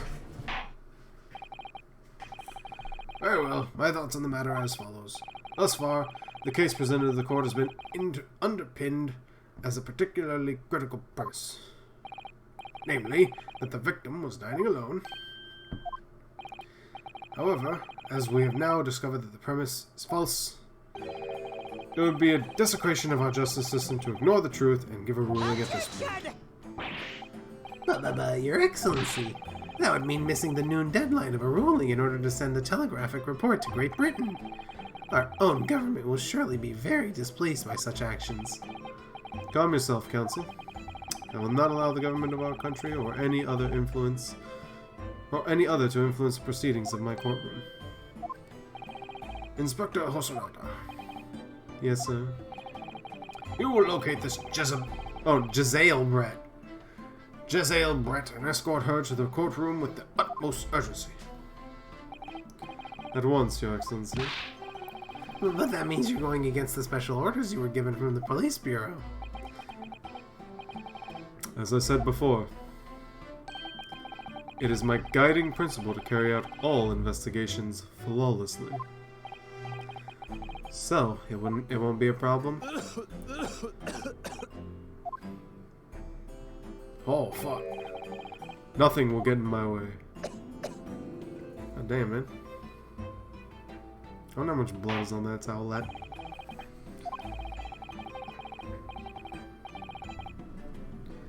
The prosecution must call the English student Jezzael Brett to the witness stand. Do I make myself clear? Yes. Your Excellency. Good, and we will have a 30-minute recess before reconvening.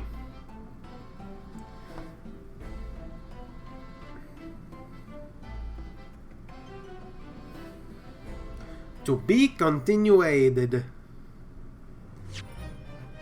Oh yeah. Wow, first turnabouts never have court breaks or part twos. Like first turnabout or like prologue turnabouts always like they always wrap up in one day. Hell, they rarely have more than one witness. This is unprecedented behavior from the Ace Attorney franchise. That being said, I'm also going to take a break for a second. I'll be right back after I get some water, some Pepsi, some good shit in my body. See you then.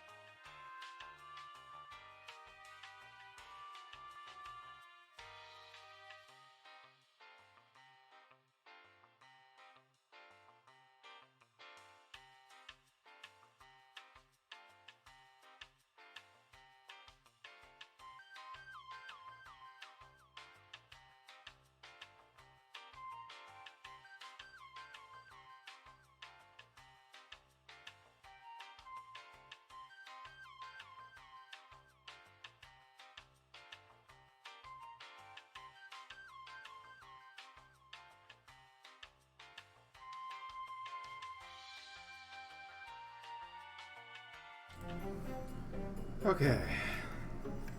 Just a quick little thing to rest up my throat as we get back to this. And I got some water now. I ran out of Pepsi, so. Alright. Excellent work, Ryunosuke. That was superb. My heart was in my mouth the entire time. It was almost unbelievable. I mean, looking at you in there, you were drenched in sweat, your eyes popping, your knees knocking, vomit on your sweater already, mom's spaghetti. It was a grim sight, but before I knew it, you started finding inconsistencies in the testimonies. I think you might have a natural talent for being a lawyer.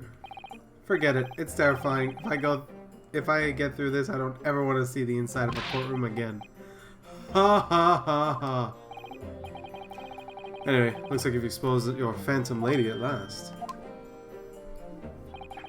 Miss Giselle Brett, a student from Great Britain. Is she? That's what I was trying to tell everyone from the start. Dr. Wilson wasn't alone. There's a young woman with him, yada yada, blah blah blah. Yes, you have, haven't you? I might not be overly confident in the courtroom, but my powers of observation are one thing I'm sure of. Yes, I can see that. So, about this young gentlewoman. Thanks to our detective friend, she was hastily escorted away from the scene, it seems. Did you see what happened with that? No, I didn't see any of it. I was just on my way out of the restaurant myself, then on the floor, yeah. The gun. Whew. That's something I never liked about Ace Attorney games, is that they feel the need to repeat things constantly so that you don't ever miss anything that's important because it's just thrown in your face. I didn't have time to think about where the sound of the gunshot came from.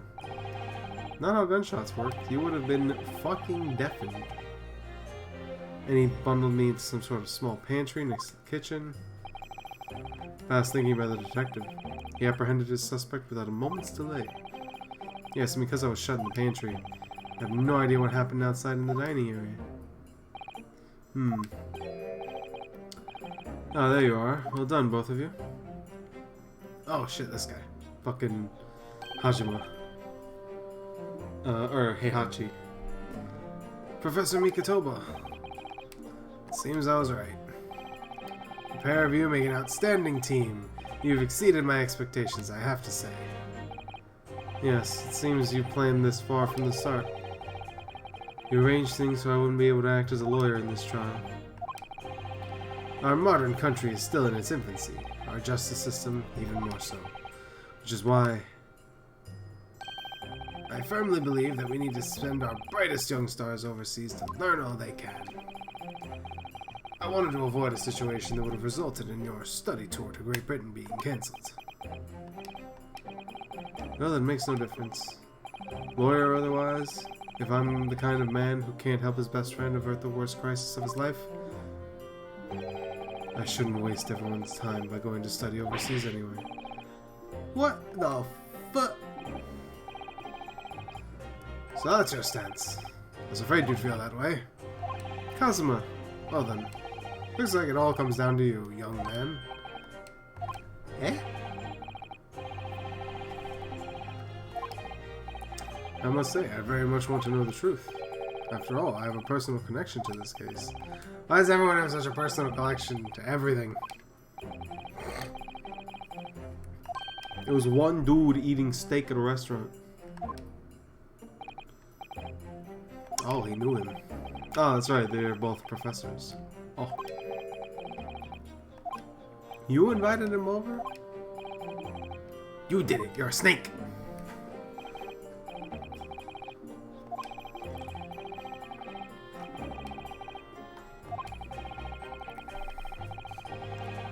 Naturally, our government is looking to identify, yada yada yada, yeah, they wanted to chop my head off, I get it. Gentlewoman whose involvement our police bureau went to extraordinary lengths to hide. Yes, and I'm sure the prosecution will be using every tool at their disposal to quash your case.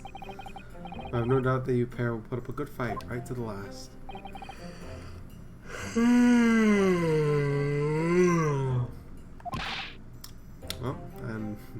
Just made everyone else in the audience yawn. I need you to run an errand at the university at once. There's something I think we may need.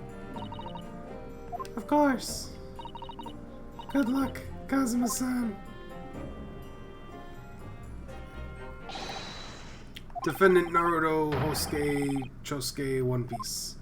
Court recess is over. Get back in here. Oh. Let's go in there and deal a decisive blow before these old fossils know what hits them. Kazuma. What? Thank you. Really. What for?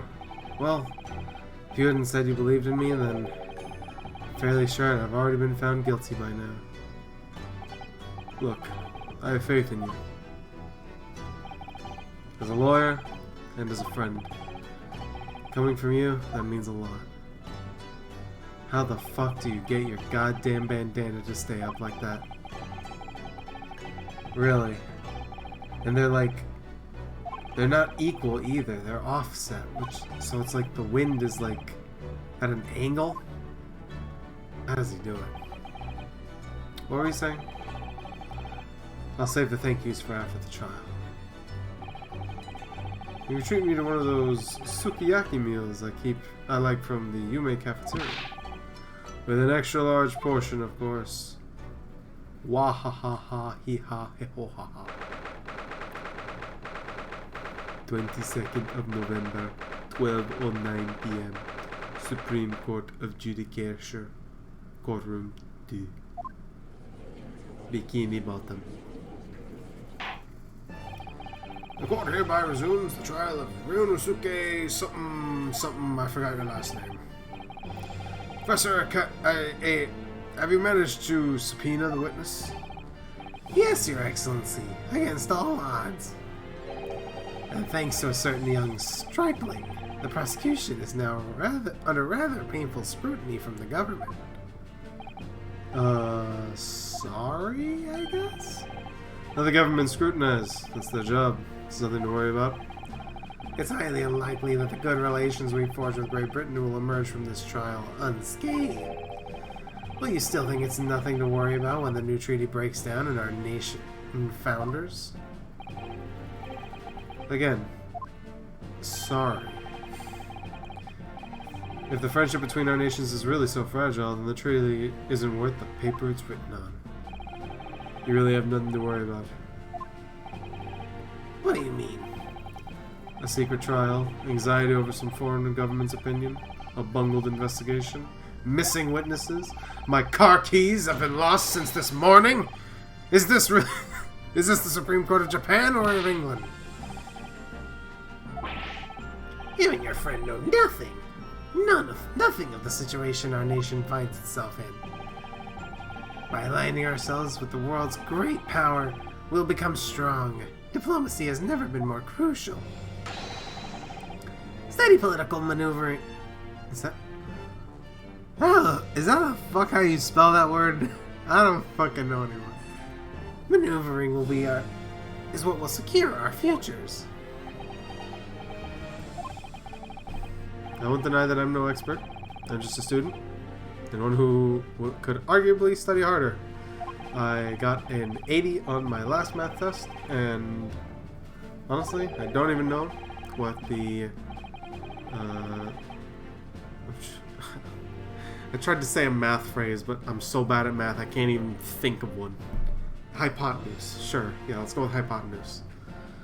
I'm flailing at my own jokes because I don't know math. I'm just a dumb bunny with a mustache. Remember, kids, if you suck at school, just become a streamer. Well said, Ryunosuke, despite the wide-eyed look of terror. Thank you, Counsel. This court is the pinnacle of our nation's justice system, and exists solely for the pursuance of truth. With that in mind, this trial will now resume with the next witness. The visiting student from Great Britain, Miss Giselle Brett. Yeah. Dumb. Hello.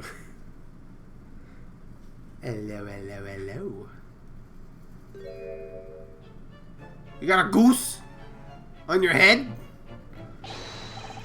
Well, what a delight it is to welcome such a fine gentlewoman to Japan, and from such a distant land.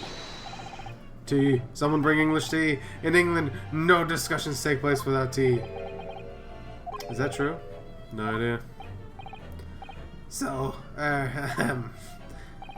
could we possibly trouble you to state your name and occupation for the court? Of course. My name is Satoru Hasanaga. I've been working undercover as the head waiter in Le Carnival, but my true... Yeah, we know about you. Shut up. Where are your manners? It's always ladies first. Is that true? No idea. More importantly, a little earlier today you said something to me. You said your powers of observation are the one thing you are sure of? Oh yeah, I think I did, didn't I? Your description of this amazing sight was simply a woman. Sorry, Rio, but your powers of observation aside, your powers of description are sorely lacking. Guilty. So, dear lady, once again, if we may trouble you for your name... Stop simping. No simping in the court. Your hair is like barrels.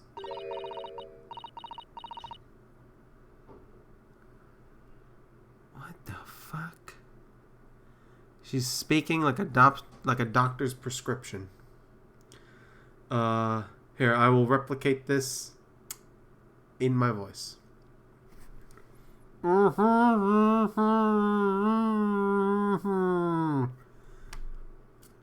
It's like when you're speaking to someone through a drive-through.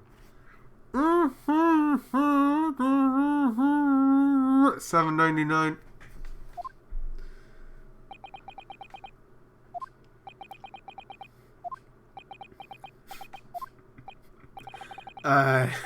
What? But what? Large fries.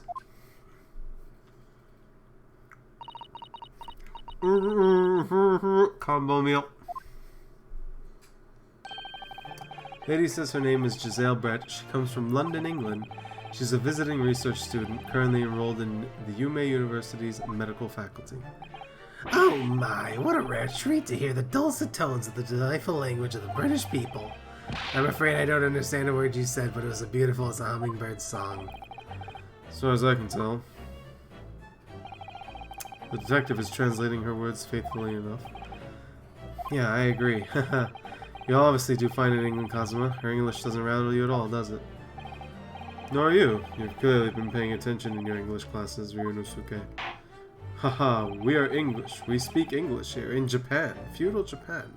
Not feudal, but like Meiji Japan. Now, if we may trouble you to confirm something, Miss Brett. 3 days ago, at a restaurant called Le Carnival, a grim murder took place. Court has been led to believe that you were dining there with the victim, Dr. Wilson, at the time. Is that correct? I'm not going to do the joke anymore until...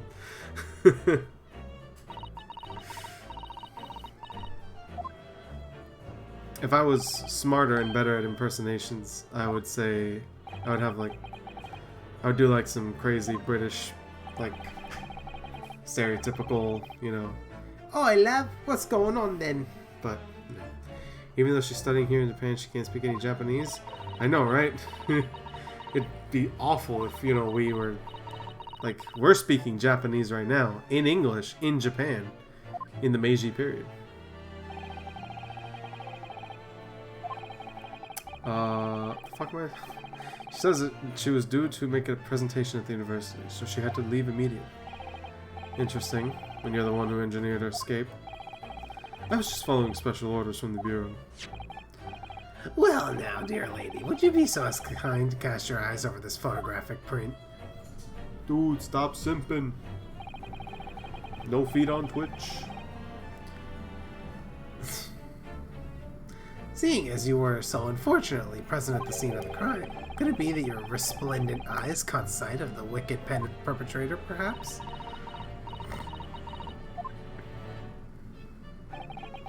Apparently, it was a very frightening and sorrowful sight. Do you mean to say? Yes, it would appear the lady did witness the crime.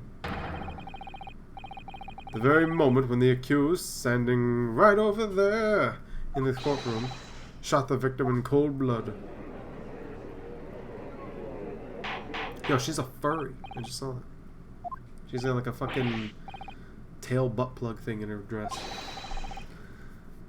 Here we have an absolutely conclusive witness statement. Looks like it's clear now. Clear who our real enemy is.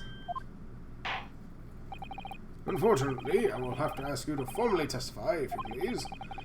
Kindly tell the court the exact nature of this frightening and sorrowful sight you described.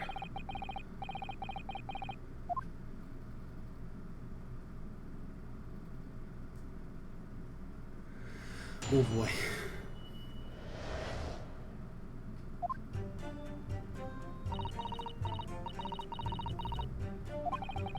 I had arranged to meet for a slightly late luncheon with Dr. Wilson that day. The professor was unable to eat, so I ordered for myself only a beef steak. After a while, the accused came over to greet the professor, and they got in a fierce argument. Then, not long afterwards, the accused took the professor's gun and shot him right before my eyes.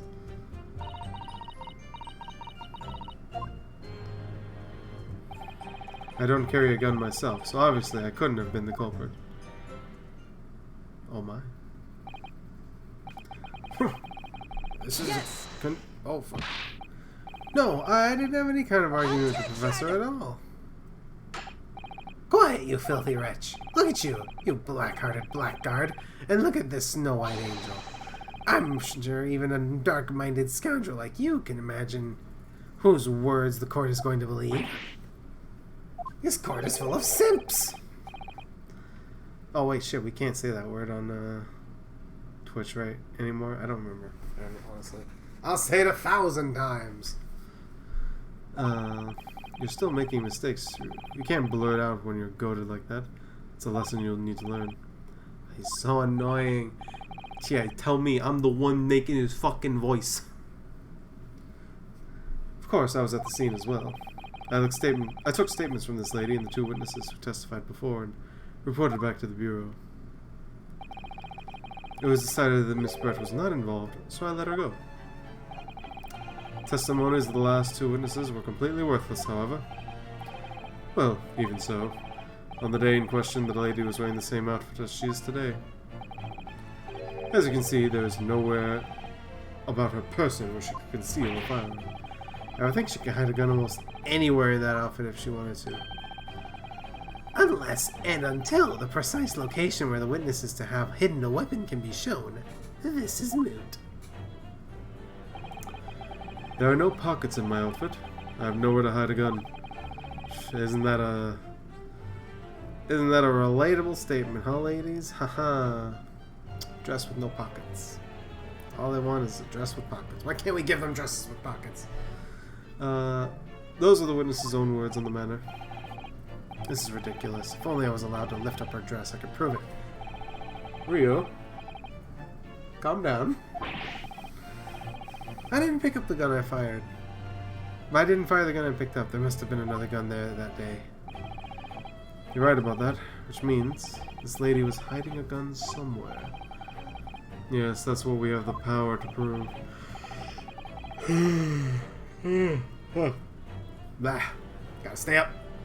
And to do so, we will need to pull her testimony apart. Shit, I'm already at 2 hours. I'm not even done with the first fucking thing. Yo, that smile? Rock hard, immediately. The defense may now cross-examine the witness. Oh, yes, Your Excellency. Stone Cold Killer. A frightening and sorrowful sight. I had arranged to meet for a slightly late luncheon.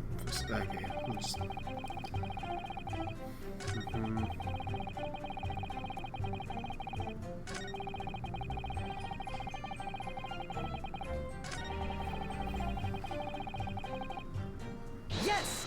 Yes. It's all very well saying that, but can you prove it? Absolutely. I verified it personally. You verified it? Yes. Immediately after the incident, I checked to make sure the lady was not carrying a weapon. I distinctly remember her saying, "I'm not." That's all you did? You just asked her? Surely you carried out a physical search, Inspector? No. Why on earth not? The Honorable Englishwoman clearly stated she does not possess a weapon. There is obviously no need for further probing into the matter. Or there was no permission given for any further probing into the matter, perhaps? Think what you will. But if you're going to continue with this preposterous claim that the refined lady was concealing a firearm, prosecution demands that you support your assertion with facts. In other words, he wants evidence. Ugh. The lady wishes to point out that of course she wanted to stay and assist with the investigation, but she was in a hurry to give a presentation at the university, so she was compelled to leave. Not to mention the fact that your office had told you to get the woman out there.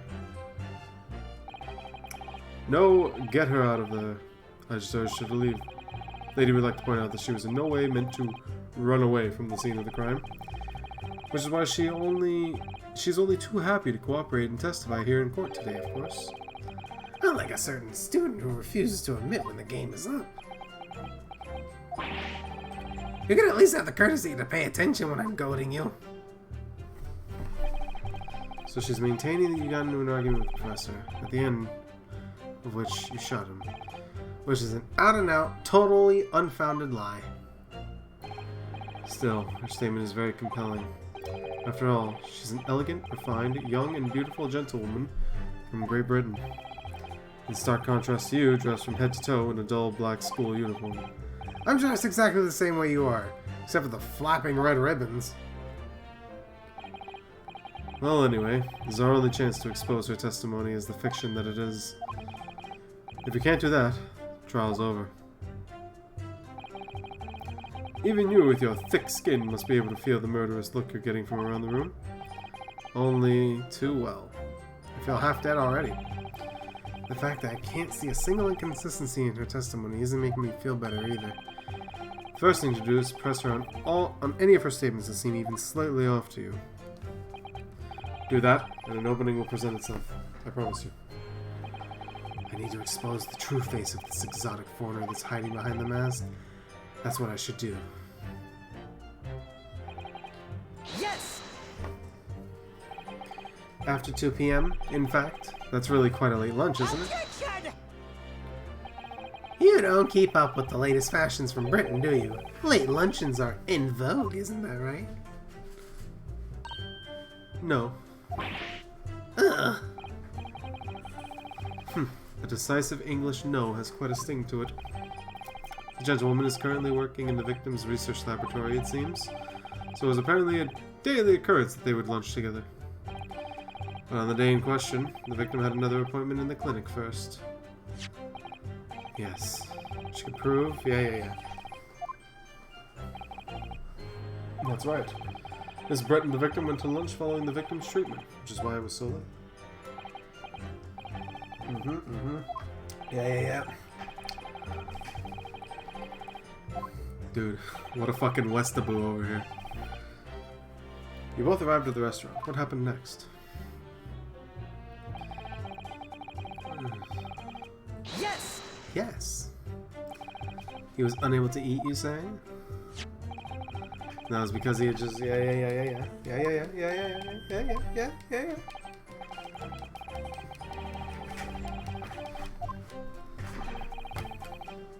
Was Miss Brett aware of that fact? It seems so, yes. She had heard that the professor was to have some dental treatment. So that would mean... It was you who ate the steak pictured here. Is that right? It's a big fucking steak. I'm just realizing now. Like, that is fucking huge. Like, goddamn. Also looks more like a Salisbury steak. Dear me, what a harrowing experience. To have traveled to a distant island on the far side of the world and be embroidered in such a tragic incident. Have no fear, my dear lady. I say I will crush the evil fiend that has subjected you to this terrible plight. This dude fucking speaks in poems.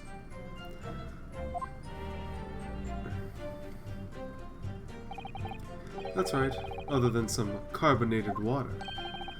Just water? Yes, the professor was unable to eat, but he had been given permission to drink water. It appears that the diners toasted their lunch with a glass of water each. Huh. They each raised a glass of carbonated water. What do you think, Ryunosuke, about the witness's last statement? It's very meaningful. That last statement of yours, Miss Brett, has a profound bearing on this case. Well, well, how fascinating. Do tell us, what is this profound bearing? The significance of the statement will become apparent when the time is right. The defense calls for the witness's last statement to be formally added to the testimony. Huh. All sidesteps, counsel. Very well, Miss Brett. Kindly repeat what you just said to be added to your official testimony. Gladly, she said. That was brilliant. I'm going to remember that one. Which one? The significance will become apparent when the time is right. You could really use that phrase. I'd hope there are some more useful tips you're picking up from this experience than that, Ryu. I had a beefsteak myself. The professor and I said cheers over a glass of carbonated water. Excuse me, but there is only 1 glass %. Let's press it, just to be sure. So, both you and the professor drank this carbonated water, did you? Yes. Being the waiter, I poured the 2 glasses myself. I clearly remember doing so. Except you're actually a detective. And the beefsteak? That was for you, Miss Brett? The lady says that she'd heard it was not customary to eat beef here until Japan opened its doors to the world. Yeah, that's true. What a frightful place, in this lady's opinion. And I've heard it's not customary to eat sashimi in Great Britain. Now that's frightful. Every country has its own cuisine. As long as people have food to eat, what does it matter what it is? True, come to think of it. The first time I tried carbonated water, it was very much a shock. Much more of a shock than the first time I tried beef. Anyway, back to this witness's statement. Somehow, I feel like there's something out of place. Oh my god. Look at this dude. Look at that face. What the fuck? He's staring into my soul. Our goal of turning this trial around. Understood, cousin. Hey, I think I know what they mean. Alright, so. Yes! Yes! I keep wanting to say objection, but he doesn't fucking say it. That's it! Let me just confirm something, please. It's to do with this photographic print. Just a short while ago, you spoke of this print showing the victim's table at the crime scene, that it was exactly as it was left. That is correct, the lady says. Well, that is, it's odd, very odd. Dear me, what's odd is the defense's inability to express itself. What is it about the print that looks odd to you? Well, obviously, it's the cheers. The cheers? Miss Brett just told us that she and the professor said cheers over a glass of water. But if that's true, there should be 2 glasses on the table, not 1. Oh! You're quite right, counsel. There's only 1 glass pictured here. Are we supposed to be impressed by this nitpicking over minute tiny detail? What possible difference does the presence or absence of a glass make on the case? Minutia. That's what it is, Christ. Hello, Zen. I'm currently trying to send an English woman to jail. Could it be the detective here removed a glass from the table to conceal the lady's presence? Of course not. I would never do something so reckless. But there should have been 2 glasses on the table. Or are you just going to try and tell me you can clink with only 1? You're quite right. I certainly took 2 glasses to the table.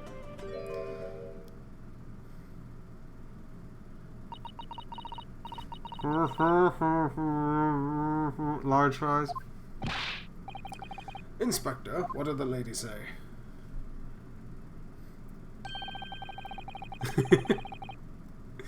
They kind of are. They just, they're the one, if you stand out the most, you're either a stand user or the villain. It would seem that it was Miss Brett who took the glass from the table. Eh? It was all so terrifying, everything that happened. I panicked and thought I should try to hide the fact that I'd been there at all. Good gracious.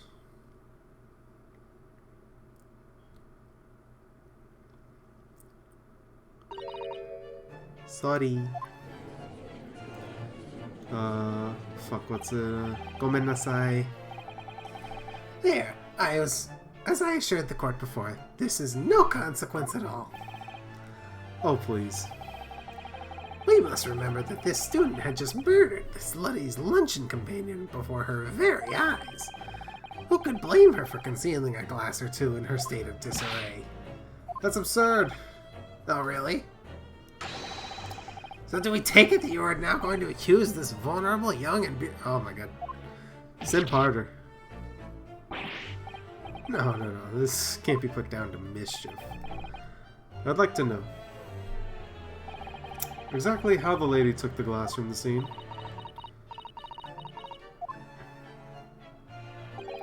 It would seem that she slipped it into a small handbag she was carrying. A handbag, you say? Yes, Your Excellency, a small handheld pouch commonly carried by well-to-do women in England. So the beautiful lady has very... Oh my... I'm not reading your shit anymore.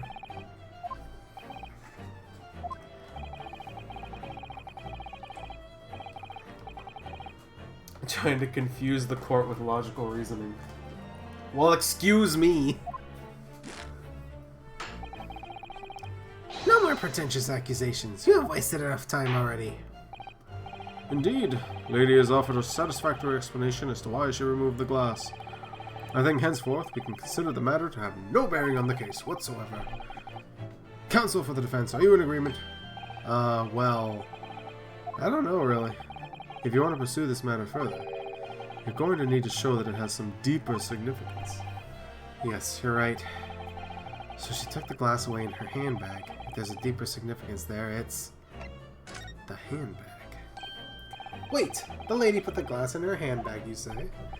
Yes, do try to keep up.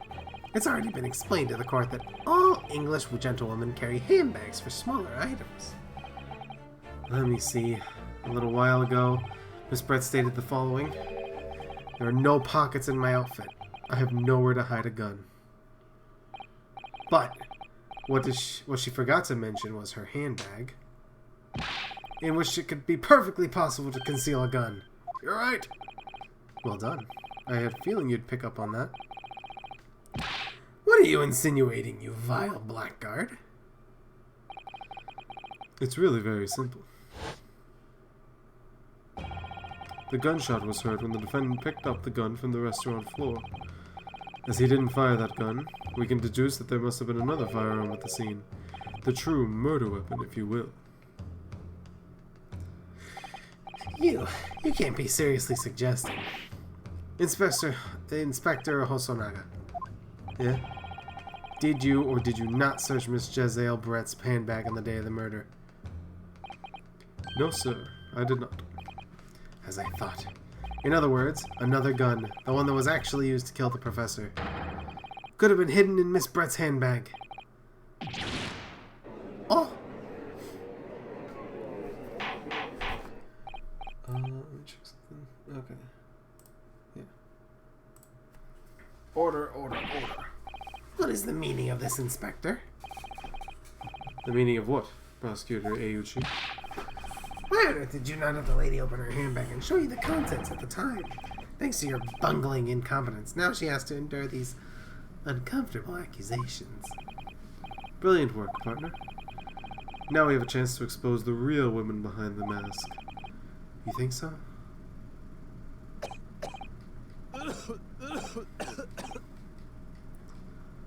Ahem. Well, what a sorry situation. Clearly you have no faith in the police. As I said, I did not search the lady's handbag after the shooting, simply because it was unnecessary. Unnecessary in what way? I had to thank the student lawyer, actually. I have a piece of evidence here that I had completely forgotten about. This photographic print. This print is of a photograph that I thought would be prudent to take immediately after the shooting. What is that? Huh. As you can see, it clearly shows Miss Brett's handbag. Well, I'd never. You can see right through to what's inside. That's right. Apparently, meshwork bags like these are the height of fashion in London at the moment. Huh, so the contents are clearly visible. Exactly. So there was no need to search the lady's handbag. If there had been a gun inside, it would have been immediately obvious. There we go. Ah.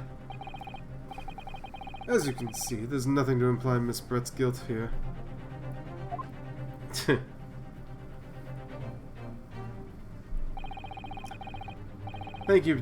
Thank you for helping to prove that, Naruto, Sasuke, Uchiha, Choji-san.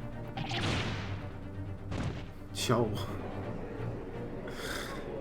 Speaking of stands, he just got blasted by the fucking world. Inspector Hosonaga, you will submit that print as evidence at once. Certainly, Your Excellency. Boobling. I think we've had enough. You've had long enough to cross-examine the witness, counsel. The court has now been shown considerable evidence. As the photographic print just submitted into the court record appears to have no further significance, I'm satisfied that there is no longer any room for doubt in this matter, and I must make my ruling. Indeed, and there's only one logical conclusion. That the pathetic rookie slumped over the bench before you is the only possible perpetrator of this crime. Joy, I'm passed out? Oh no. No. Just when I thought I was beginning to turn things around. I'm only a worse situation than when I started. Kazuma? I'm sorry. Now that the cross-examination is over, there's no way to force the trial to continue. What? You mean this is it?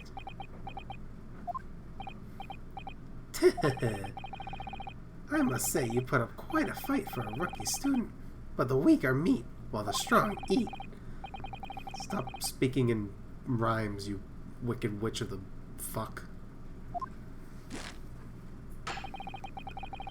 A fact that you can chew onto your heart's content from the inside of your cell. This can't be happening. Am I really going to be found guilty of a crime I didn't commit? Kazuma. His dream of going to study in Great Britain will slip through his fingers. Kazuma, what? Is there really no chance now of turning this trial around? You heard the judge.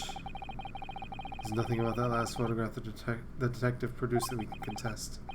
Which means there's no basis on which we can argue for the trial to continue. Very well, I will now proceed immediately to the ruling. It seems we'll be able to report to this British government on time after all. That smug little... Ryo no Suke Naruto Godo Hojo... Yes! What the fuck? I didn't even get to finish your last name! Wait! Your Excellency! Ryo? I don't think you can rule on this case yet. This amateurishness is getting tedious. When His Excellency deems that the trial is over, he gives his ruling. That is the most basic protocol of the courtroom. Your Excellency, just a moment ago you said this. As the photographic print just submitted appears to have no further significance, there's no longer any room for doubt in this matter, and I must make my ruling. Now that means that if there was a problem with this evidence, significant detail, I mean. Then ruling on this case at this time would be out of the question. This is blatant straw clutching. Look at the print. All it shows is the handbag the gentlewoman was carrying on the day in question. There can be no problem with this evidence. You'd better know what you're doing, Ryun. I understand your objections, counsel. Certainly the new evidence submitted by the detective has not undergone court scrutiny. However, I fail to see how we can glean any new information from this handbag. My thoughts exactly. Really, the prosecution is becoming tired of this rookie's desperate wheezes. Yes, I am desperate, but this isn't a wheeze. This is something about this photograph which just doesn't seem right. If only I could put my finger on it. Very well, I will grant the defense one final opportunity. What? And be warned that if I'm unsatisfied by your response here, the trial will be over with immediate effect. Can I make myself clear? Yes, Your Excellency. So, take another look at the photographic print Inspector Hosonaga submitted before. You will identify for the court where the print see the significant detail which you need to look to. What could it be?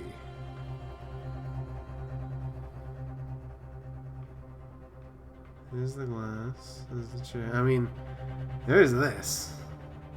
I don't know what this is. Like, what's on his hand here?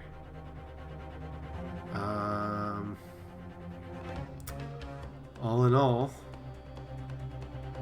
Yeah, they don't even hint at it. They just say something's up, but fuck it. You just gotta throw yourself into the fire sometime.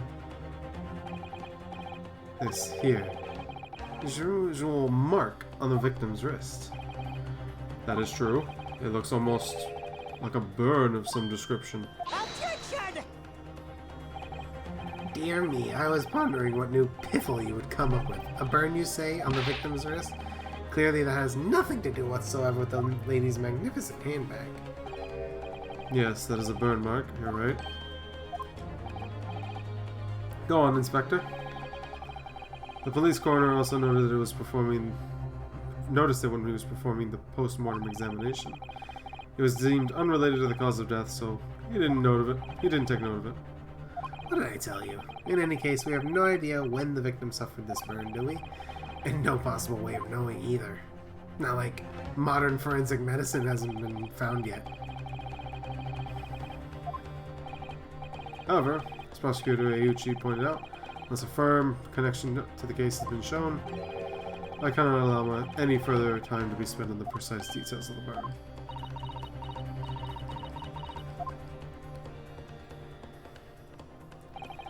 Excuse me, Your Excellency. It would seem Miss Brett has a lunch appointment with the Dean and other university staff. She's gonna have lunch to kill more people. Let's go. She'd like to know if she may excuse from the stand now.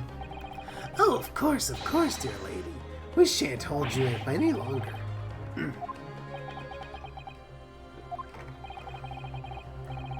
What you're thinking on this? Maybe this burn does have something to do with the case? To be honest, I'm not really sure. But if I don't keep pushing, then it's all over. So I was thinking I should keep digging and digging in the hope that I might uncover something useful. Yes, you're right. I am? If we can just link that burn to this case, if we can do that, we might be able to prise this shutting door back open again.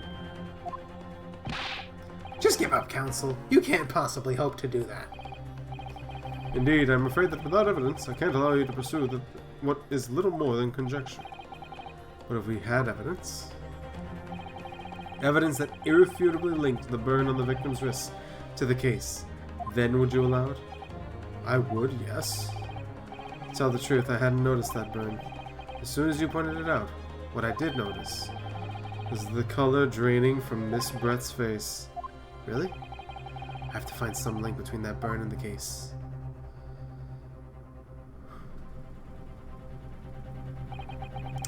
This is the moment of truth. It's time to find some evidence that proves what that burn really means. So then, the defense will now present its evidence to the court. The evidence that demonstrates an inextricable connection between the victim's burn mark and this trial. So it looks kind of like a bowl. Let's examine some of the stuff here. Nothing on this one. Oh ho ho! Seems like I've found myself a little thing here. Ara! Yes! Yes! What's this, Council? Yet another print? Yes, Your Excellency. I believe the photographic prints are an amazing invention. When we humans look at a scene, we miss things. But in a photograph, things we may have overlooked at the time are recorded forevermore. Do hurry up, Rookie. What are you trying to say? To inconvenience this poor lady any further really would be quite inexcusable. Actually, we may need you to stay with us a little longer, if you don't mind, Miss Brett. You see, it's very clearly visible in this other photograph. How did the victim come to have that unusually shaped burn on his wrist? The reason is recorded here forevermore. What? How? You can't fool me with your little bluffs, boy. If that's your game, let's see how it plays out. Show the court exactly what you mean.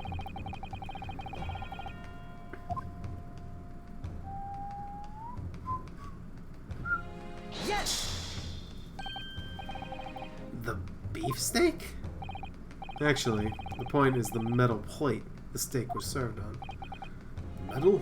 The plate? Oh, yeah. Your Excellency, are you alright? As you can see, there's an emblem on the plate. A fiery emblem. I would play Fire Emblem on stream, honestly, but I'm honestly really bad at Fire Emblem, to be honest. Like, at least like the older games. Like, I've beaten Fire Emblem 7 like once.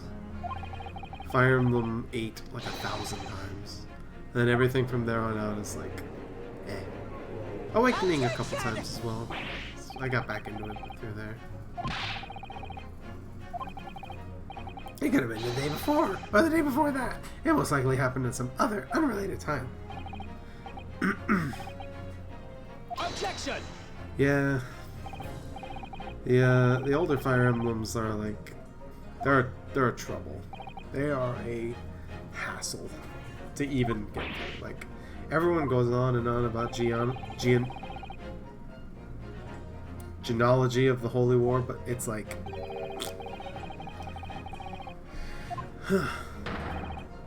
wouldn't you agree, Inspector Hosonaga? I'm a masochist, it's okay. You don't have to tell me twice, then. I can't imagine having missed such a terrible disaster, certainly. But... I would say, looking at the picture of the wound, that it wasn't surfaced very long ago. And although it's not a particularly large burn, it's extremely well defined, as the defense just pointed out. This was no mild burn, that's for sure. Can you be more specific, Inspector? Well, let's see. If the plate was at around 90 degrees centigrade, a burn like that would have taken around 3 seconds. It's inconceivable that the victim would have let out a scream of pain then. I've been investigating at the restaurant for several weeks already, but I've not heard anyone scream at all. As the head waiter of Le Carnival, I can testify to that without hesitation. But you're a detective, not a waiter! Yes! Yes, that is true. There you have it. Something isn't right here. As the detective said, anyone who burnt themselves on a piping hot plate for 3 whole seconds would scream in pain. There's no question of that. And yet Inspector Hosonaga has never heard the professor scream, not on that day or any before. That's right, and the strange thing is, on the day he was shot, I didn't hear him cry out either. What are you suggesting? Well, the professor had carelessly laid his wrist on the plate for anything like 3 seconds that day. That would have been beyond careless, I think, Counsel. And the rest of us in the restaurant, myself, Sergeant, old antiques dealer, all of us without... He's doing the fucking stare again. Stop that. Wouldn't you agree, Professor Ayuchi? Or Prosecutor Ayuchi? I guess. But the question is, why didn't a single person hear Dr. Wilson scream? I almost don't believe it, Ryu. Do you think? Can it really be true? I never dreamt we'd arrived at a conclusion like this, but I'm starting to think that maybe we've been led into a terrible trap. You can't say that word anymore. There's only one explanation I can think of to make sense of this apparent impossibility. On the day in question, when he suffered the burn to his wrist, Dr. Wilson was already dead. They were fucking Weekend at Bernie'sing him. No man could remain silent with his damn it, Zen. For 3 whole seconds. That's clearly impossible. Apart from in one particular situation. Counsel, are you suggesting? Yes, it's only possible if the man was already dead. Already dead? Knowing what we know now, it's the only possible explanation. When the beef steak was brought to Dr. Wilson's table that day, the professor was already dead. That's madness. Order, please. Counsel, explain this absurd notion at once. The victim was killed by a gunshot. That's right. You're absolutely right. This is just another ridiculous ploy by the rookie student, but clearly he has no grasp of the facts. No, Prosecutor Ayuchi. It's you who has no grasp of the facts. I beg your pardon? As soon as it became apparent that the victim had suffered that burn while at the restaurant, this whole case was turned Upside down. Or have you not grasped that yet? Your Excellency, the court must hear from this witness again.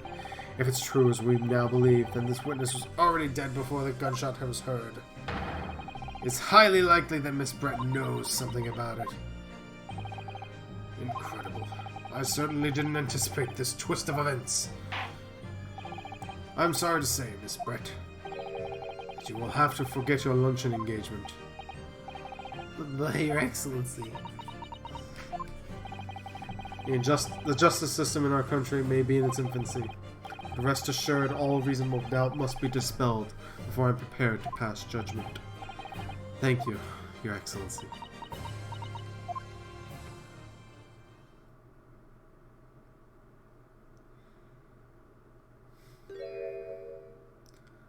That smile could kill a man. Yes, of course. I mean, I'd be delighted to help. Especially if it helps relations between my country and yours. Miss Brett, you speak Japanese? Which is what we're speaking right now? Japanese? In these text boxes? Well, of course I do. I'm studying in your country, after all. But then, why have you been speaking through an interpreter until now? My mother's tongue. The Queen's English is the most refined and elegant language in the world. As a gentlewoman, I try to avoid speaking in your vulgar tones as much as possible. But it seems the men in this land possess none of the chivalrous virtues of English gentlemen. So I can say that I shall have to lower myself to communicating with you all on your own level. Well, you are the epitome of a true English gentlewoman. We are honored by this lavish consideration you are so gratefully affording us. I see. Anyway, you can testify now. Epitome. Epitome. So we're finally going to hear her own words on the matter. Look, I say epitome.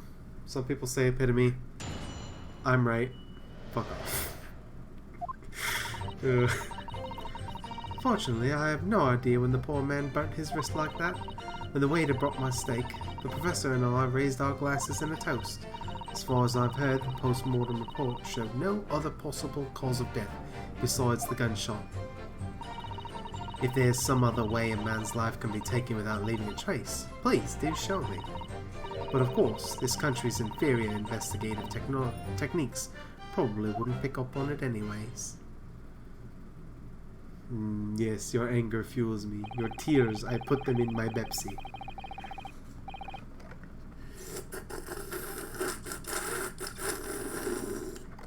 Ah, delicious. Easy does it.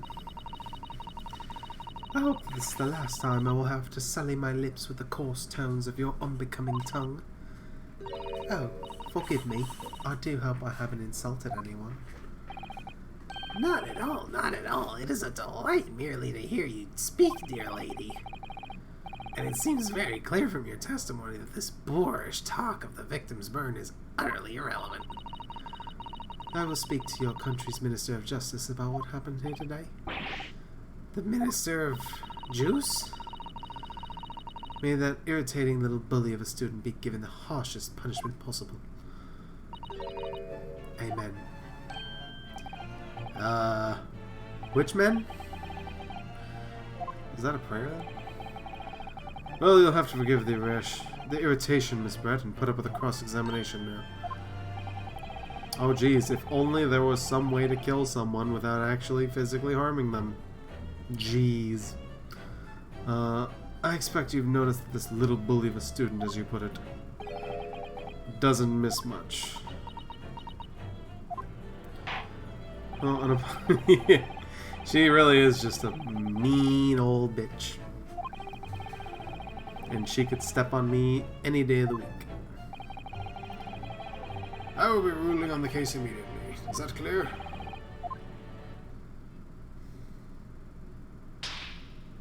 Nice. Big slappy. Rein in the hornies and rein it in. I'll send you to jail with me.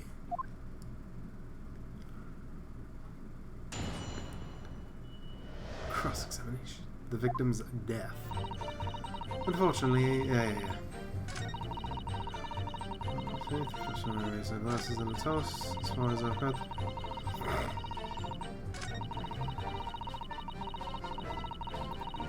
Yes! Without leaving a trace.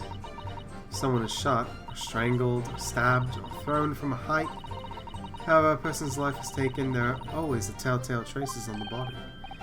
Quite right, dear lady. And as our police force has thoroughly examined the body of the deceased, there can be no doubt. Isn't that right, Inspector Hosanaga? As I've said, I always aim for a flawless investigation. I did start it, but I will continue it. Well, maybe there is some way of killing other than leaving a mark. If, heaven forbid, you doubt me, young man, you're going to have to tell everyone exactly how you think the professor did lose his life. Otherwise, I'm afraid your argument falls rather flat, doesn't it? Oh no, perish the thought, calling such a sweet young lady's innocence into question. Also, isn't this how fucking, like, every Ace Attorney game starts? Someone being fucking poisoned by a beautiful bitch. That's what happened with, that other chick, Dahlia, in, Ace Attorney 3. Way of killing someone that leaves no trace. We need some evidence to back this up here. Yes, evidence. But of course, this country's inferior investigative techniques probably wouldn't pick up on it. Yes! Inferior? What do you mean by that? In the lands of the Great British Empire, the police store everything found at a crime scene for later examination. When in this country, you investigate once and that's the end of it? Isn't that so? Quite right. Le Carnaval is open for business as usual today, just days after the incident. Yeah, the first case was Nandesca. Exactly, which means that even if the investigation takes a different direction, sorry, I'm doing his other voice. Vital evidence may be lost. It doesn't even occur to your naive detectives to try to preserve the crime scene. I'm trying to be as tactful as I can about this. You understand? Haha, killer blow. The lady is as formidable as she is beautiful. Amazing. He's actually admitting our police may be flawed. Perhaps Professor Ayuchi is finally starting to see sense. I very much doubt that. Still, there's something about what Miss Brett just said. There was a moment before when something didn't seem quite right.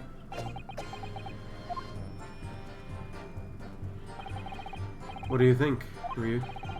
I think it's going terribly. No matter how much I press her, it's not turning up any new info. Yeah, suspected. She's a tough witness. We need to find a way to break her testimony, or the cross-examination will be over. But that would mean I have to find a way. There must have been some clue somewhere to help us find a chink in her armor. Can't say that word. Kazuma. What, Ryu? There is one thing I noticed. Something that's been bothering me. Bothering you? You mean about Miss Brett? Actually, no. About the person standing next to her. Inspector Hosanaga. The detective? Yes, he seems to react a little strangely to Miss Brett's last statement. I was wondering if it might be significant if I might present an opening, maybe? Alright, I have an idea. Try pressing her on that last statement one more time. If you think so, but this time instead of targeting the woman herself. Let's see what we can get out of the detective. Alright then. I wonder what Kazuma's thinking. I'll find out soon enough, I suppose. Alright. Yes!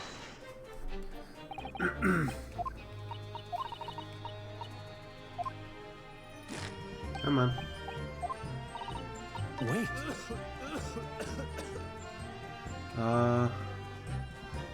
How do I... Oh, no. Oh, no. Oh, there we go. Yes, there it is again. The detective's reaction is just the same as before. Why? Up until now, the detective has been in the stand with Miss Brett as her interpreter. Well, things are very different now. For this testimony, the detective is just listening to what the English woman has to say. This could be a golden opportunity. What do you mean? When people are actually testifying, they're usually very careful not to let anything slip. However, when they're listening to someone else speak, you'll find that often let their guard down. You're right. Look at him. He's lost in his own thoughts.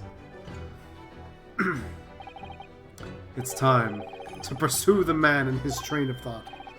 Sorry, pursue? I'll explain how to do it for you. It's all to do with the witness marker. What marker? At the moment, we're focused on Miss Brett, who's the person actually making the current statement. But by moving the marker left and right with the and button, you can turn your attention to other people in the stand. While you're looking at the other witnesses, you'll be able to use pursue with them. You'll be able to pursue them with A. If you catch the person at just the right time, you might uncover some new information to pursue. If you ever notice a strange atmosphere amongst the people on the stand, take a good look around. Alright then. So I should move the marker across with and focus on the detective. Then pursue him with and see what's on his mind. Here we go. Wait. Okay. Trying to move. There we go. Excuse me! Excuse me. What's the meaning of this? I'm coughing up the last bits of blood in my system. I'm sorry. I didn't mean to shock you, but it looks like you were thinking of something just now, Inspector. Perhaps having heard what the lady next to you had to say. If there's something you'd like to say, please share it with the court.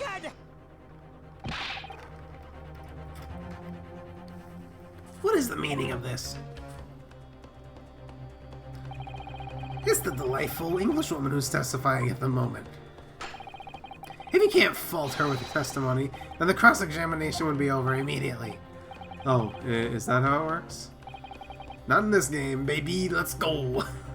Absolutely not. We're playing Professor Layton over here. The detective is in the stand, which makes him a valid witness.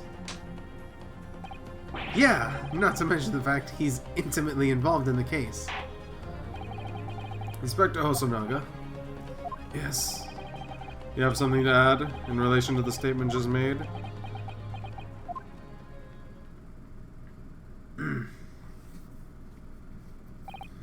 Well, yes, if you don't mind. I would like to speak.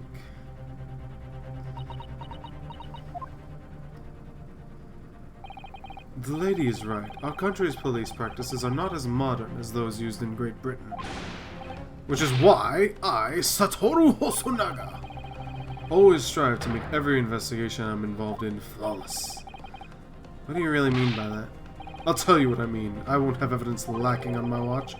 I'm not afraid to take everything I can from the scene of the crime. It's preserving evidence, you see. I don't care if they call me a crime scene thief. I'm not ashamed of what I've done. Disrupting a crime scene and, you know, killing me. Crime scene thief? He's very good. I like him. He's very handsome. Take this, for example. Is that... This is the bottle of carbonated water that I took to the victim's table on the day in question. Yeah. Carbonated water. And yes, it's lost all its fizz, having been opened 3 days ago now.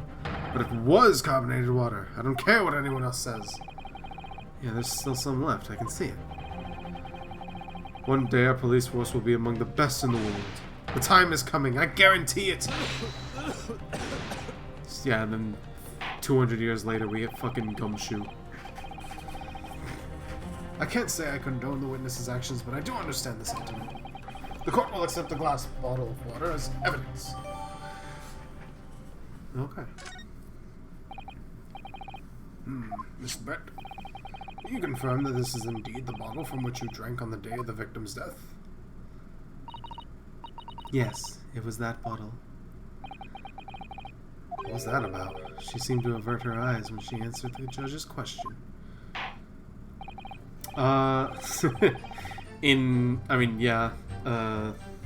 The Ace Attorney games take place in Japan, but in America they always, he lives in California.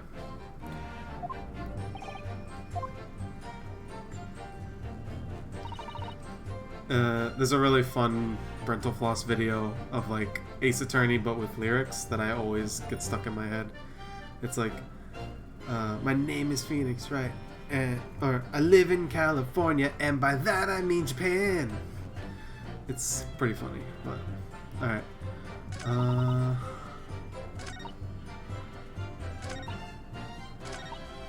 Oh, you know what? Let's examine the bottle. What have we got around here?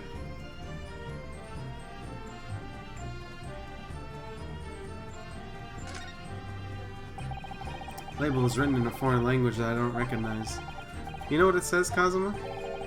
I think it's French. This must be very expensive water. Yes, but what does it say? That's what I'm asking. Go to France and ask. You could just say that you don't know.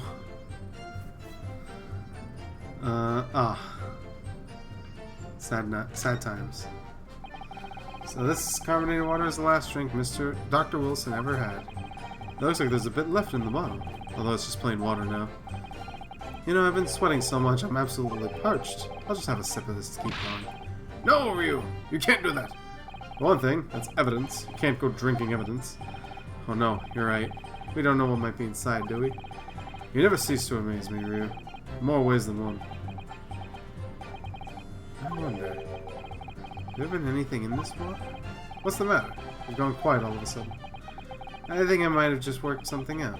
An interesting possibility.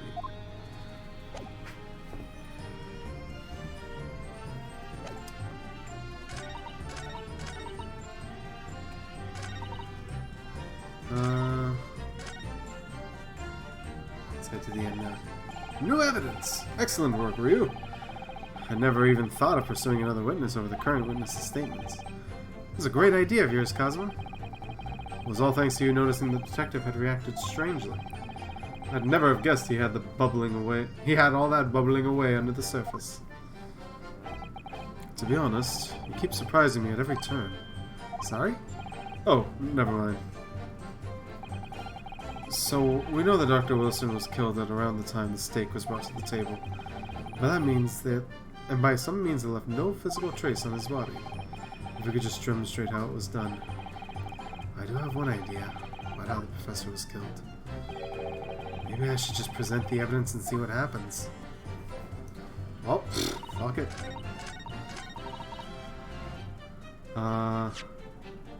You want me to show you? Yes! Here you go. What is this? The bottle of water?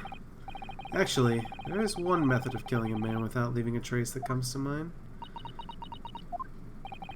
Obviously, I'm referring to poison. Poison! Hey, Shrimpy.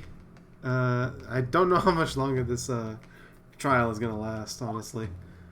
But you can listen to me make funny voices in the meantime. Could it be that there was poison inside? Could it be that the professor actually died after taking a sip from his glass? Order, order, order. And on that day, who was sitting at the same table as the professor and able to slip the poison into his drink? The only other person who could have possibly done it. Giselle Brett, it was you! Objection! This is outrageous, to suggest such a thing without a scrap of evidence. You little rookie imbecile, have you ever considered the delicate situation our country finds itself in now? Have you forgotten that we have only just signed an accord of friendship with the British Empire? Have you even the vaguest inkling that your rash accusations could jeopardize the entire trading? Objection! Alex Trebek won't be here to save you now with his jeopardy. This is not a political arena. This is a trial to determine one individual's guilt with respect to one crime. What? The fact that this woman is British makes no difference. We are here we are here to determine the truth. If I may, I will silence you forever for this. Oh my, she even gets a special script. It is you who should be silent. I, of course. Dear lady, Where did that come from? She just snapped. I'm afraid I may have spoken unfairly before. I offer my humblest apologies. I'm sorry, my lady. To what are you referring? I described your police force as inferior, but no matter how inferior they may be, you still investigated this particular point thoroughly, I believe. The bottle, I mean, Professor, Inspector, and whether it contained poison or not. Of course. You did? Have you forgotten what my guiding principle is already? I strive for a flawless investigation every time. I don't believe it. Naturally, we tested the inside of the bottle and its contents. And what did you find, Inspector? I owed a test for every toxin that's available in this country at the present time. We could find no trace of poison of any description in the bottle of carbonated water, Your Excellency. What? Are you sure? The tests were meticulously carried out by the chief coroner himself. No. I never do the fucking freakouts. I'm grateful to all you Japanese. You've successfully established my complete innocence in this horrid affair. Thank you. but of course, dear lady, the pleasure was all ours. I was so sure. This can't be right. Everything falls into place if he was poisoned. Thank you, counsel. I think that cross-examination has clarified everything. As the prosecution has asserted, a shot to the chest from the gun is the only conceivable cause of death. Furthermore, the accused, who by his own admission was holding this weapon, is the only possible culprit. None others. We're out of here. I'm gonna go watch Golden Girl reruns for the rest of the night. The court wishes to apologize for the great inconvenience this has caused you, Miss Brett. Oh no, I'm just glad this matter is resolved. Before proceeding, I must ask the counsel for the defense. Do you have any further new evidence to present the court at this point? Kazuma? I'm sorry, Ryu. I have nothing more. Well, if you'll excuse me now, I really must be leaving.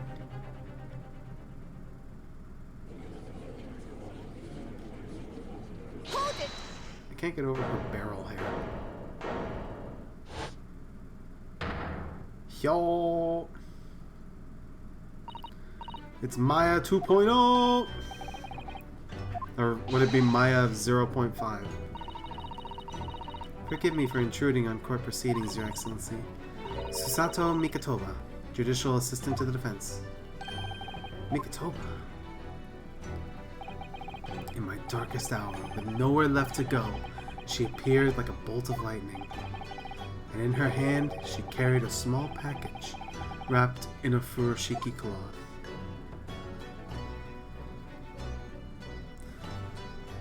To be continued. This is a 3-part introductory turnabout. I've been going for 3 hours, man. I thought I could be able to just do one turnabout and then be done with it. No, we have a fucking 3-part trial. I'm gonna shit my pants. Oh, it's so good. I'm gonna turn on my light. It's already getting dark.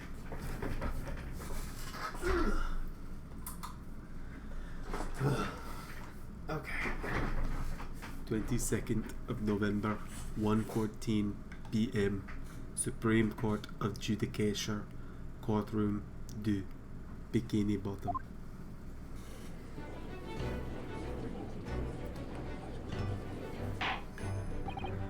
Well, I understand you are the judicial assistant to the defense, but why this sudden ingression into my courtroom? Ha! A judicial assistant, and a woman no less. Hey, stop that. Yes, I fully understand. I ask only for 5 minutes of time. I have some vital evidence that I must hand over to the defense. Ha! You're too late, little girl. This trial has already been concluded. No thoughties in my courtroom. 5 minutes, I'll allow it. I am most grateful.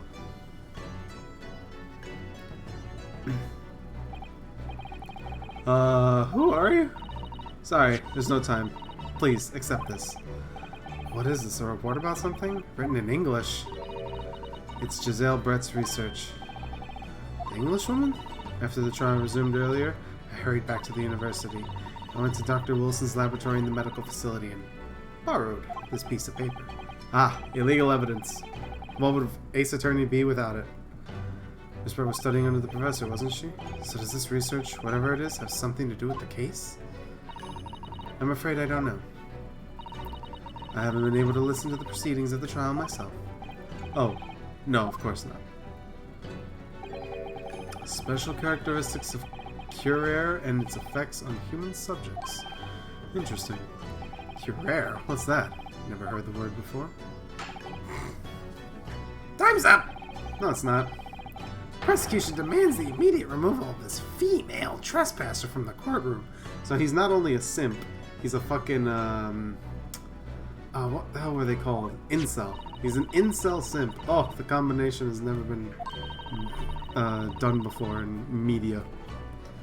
I summarized what I could on a note just inside the cover, but if you think it could be valuable, please cast your eyes over it. This is wonderful, thank you. Giselle's report, added to the court record. Goodbye then, and good luck.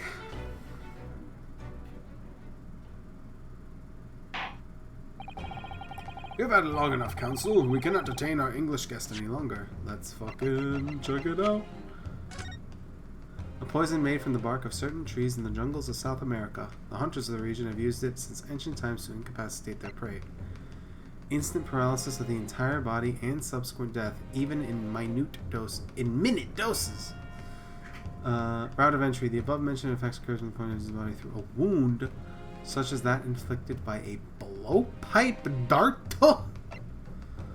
Due to its ability to render the human body paralytic, it's believed that the toxin could have applications as an anesthetic. However, a solution for the respiratory arrest caused as a result of the full body paralysis must first be found, or patients would die of suffocation. Oh, it's a real ass poison? That's crazy.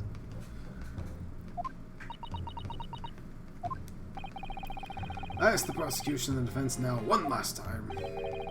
Does either side have any further evidence to present to the court? I presume not, but, might as well give you time of day. The prosecution has made its case convincingly enough already. No more to add, Your Excellency. Ryu, we're out of options here. This really is our last chance. Yes, I know. This is our last chance. The last chance after the last chance from before, and the last chance in part 1. Your Excellency, the defense does have new evidence. Oh, that look. The unyielding stare of a true Japanese warrior. Well, Miss Brett? Yes, Your Excellency? If you wouldn't mind, perhaps you could grace us with your presence a little longer? It's a delightful invitation, but I'm afraid it's not so very long until tea time. I'll have to politely decline. Forgive me, Miss Brett. It seems I wasn't clear. I realize it was a phrase as a question, however. I must ask you to treat that as an order. I've said it many times before, but the Japanese language makes no sense. My apologies, dear lady. Even though I was speaking in plain English, but you know what? We're in Japan. Dubs and stuff. Why are you gonna make me present it? I just got it. Yes! Miss Giselle Brett, we understand you were studying under Dr. Wilson at Yume University, doing research. Research by sheer coincidence, perhaps? Into a deadly poison? Eh? Poisson? What are you doing with this, Counsel? Where are you going with this? A toxin known as curare, Your Excellency. Even the slightest amount of this deadly poison entering the body leads to instant death. Nani? Masaka! What complete and utter nonsense? Curare, you say? It sounds like something that would help you taking a shit. Sounds like a perfume. What do you mean? I mean, you wouldn't have heard of curare before for one simple reason. It doesn't exist in our country. It doesn't exist? Correct. But it's curare. Curare it is. I don't know what tests the police can do for toxins. They'd never identify curare. Why? Because there is no test available here that can identify the presence of this highly deadly poison. What? Say what? No, man. It's like, say what? Say what? Say what? Say what? It's amazing. I've been fucking... Curare has long been used by the tribespeople of South America as a poison to lace their arrows. Seems that it's reasonably well known enough here among European doctors and scientists. Still lace their arrows. The report states that this is the product from the extract of a tree that grows deep in the Amazonian jungle. And it was first brought back to Europe at the turn of the century by explorers. It claims that animals shot by arrows laced with curare suffer instant death. Doesn't that about sum it up, Miss Brett? Objection! Trumpery! These aspersions are utterly trumpery. To start with, if the victim had been administered some of this so-called deadly poison, he would have been squirming and writhing in pain, and the other diners surely would have noticed.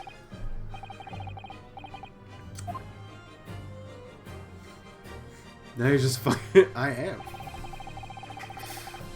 I mean, look, if I mispronounce something, it's because I'm either an idiot or I don't care. Sometimes both. Actually, most of the time both. English language is how I see it. I grab it by the balls and I whip it around. Anyway, is evidence that curare was used. Explain yourself, Counsel. The moment this toxin enters a person's system, it causes instant paralysis. In other words, afflicted victims lose all strength, are completely unable to move. Even if they were in total agony, there would be no visible signs of pain at all. How terrible. Obviously, if a man lost all his strength in his muscles, he'd collapse on the floor. But with a chair under him for support, as Dr. Wilson did, the effects could go largely unnoticed. But I don't follow, Kazuma. There's just paralysis. I thought the poison caused instant death. Full explanation is extremely unpleasant. Poison causes immediate paralysis, as I said, leaving the victim unable to move. But after a short time, the paralysis is so severe it causes the muscles that control respiration to fail. Respiration? In other words, the actual cause of death is suffocation. And all the while, the victim is conscious and aware, just unable to move. That's hideous. To the observer, it would look almost like the victim was slipping peacefully into an endless sleep. But for the victim himself, his final moments would be a living hell. That is the true nature of this deadly curare poison. I swear that his fucking flowing bandana is baked into his animation cycle. I was suggesting that this bottle, Counsel, actually contains this terrifying poison. This is all very convenient, isn't it? A hitherto unknown poison for which there is no means of testing. What a happy tale for the defense. Ahem, if I may. All these facts and knowledge. It is you who must be taught. Of course. Dear lady. Well, there is no air conditioning, so they probably have to have a nice breeze going in. Hope you don't miss the end. So, this is how you Japanese behave, is it? Huh? You steal another's honest hard work and then announce the results as if you discovered them? I'm appalled. What a loathsome act. Well, Miss Brett, the feeling is mutual.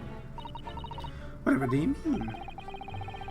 Capitalizing on the unfortunate circumstance of an innocent man to frame him for a heinous crime, that really is a loathsome act. Wouldn't you agree? Enough of this. I, for one, refuse to accept it.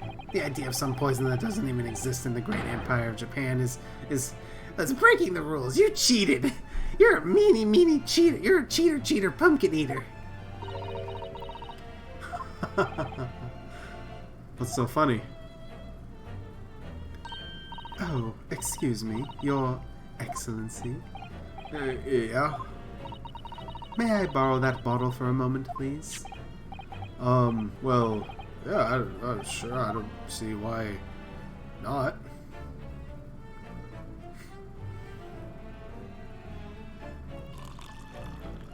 Look at that water. Amazing. It's a visual novel, they can't really, have too much animations. Don't get too big for your boots, you insignificant little island boys. Christ, this chick just digs into them. Stop being racist! To an Englishwoman such as myself, this whole affair is a farcical comedy. Your little police games and these foolish courtroom antics. It's laughable, really.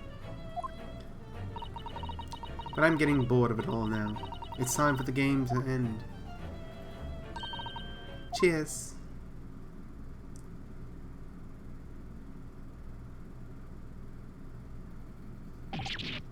Wait, what are you doing?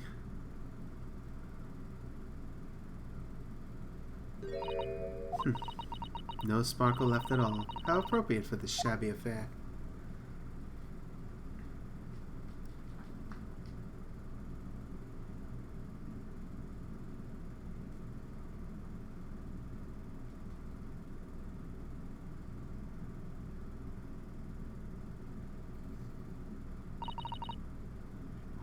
Quiet. Goodness, whatever is the matter? You all look quite stunned. So, no curare. The bottle was clean, is what you're saying? You look quite incredible, little boy. Incredulous, little boy, but of course, that's the simple truth. Thank you for presenting the findings of my research so concisely here in this grand venue. Most kind. Thank you, waiter. Now then, Your Excellency. Oh, well, yes, Miss Brett. I should like to be excused now, please. I think I've given more than enough of my time for the furtherance of friendship between our countries. Yes, dear lady. We are most gratified with all the assistance you have given. Oh, there goes the neighborhood. This doesn't make sense. There had to have been poison in that bottle, so how did she swallow a whole glass and live to tell the tale?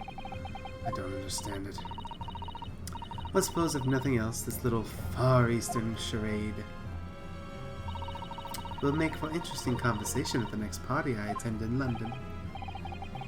There has to be some poison in that bottle. Doesn't there? There can't have been, because otherwise she would have keeled over dead. Come on, Rio. We all have the clues. We have all the clues now. That bottle of water. I don't think it was the bottle of water. As I thought, there is no poison in that bottle. What? Why, Ryu? Isn't it obvious? If there was poison in there, she'd be dead by now. Sometimes your unadulterated naivety really astounds me. Sometimes it's in need of a good staining. Until it's as dark as your uniform in the ways of the world. Was that what this color is supposed to be represent? That was a guileless ending to a compromising line of inquiry, Counsel, for which you will be penalized. Really? I thought it would be in the cup, man. I guess there is poison in the bottle.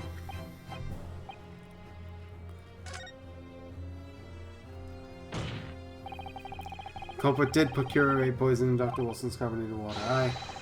The defense prefers to change his position. You serious? Fool, are you blind? There's no possible way that bottle could contain poison. I mean, we just saw Miss Brett drinking the water from it. That's right, which rather complicates your argument, I think. I believe that complication can be explained. How exactly? Oh, that's right, I'm an idiot. Sorry. I'm a dingus.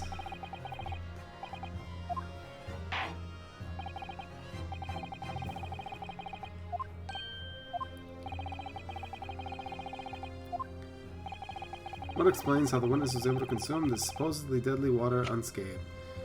We examine this. Yep. Yes!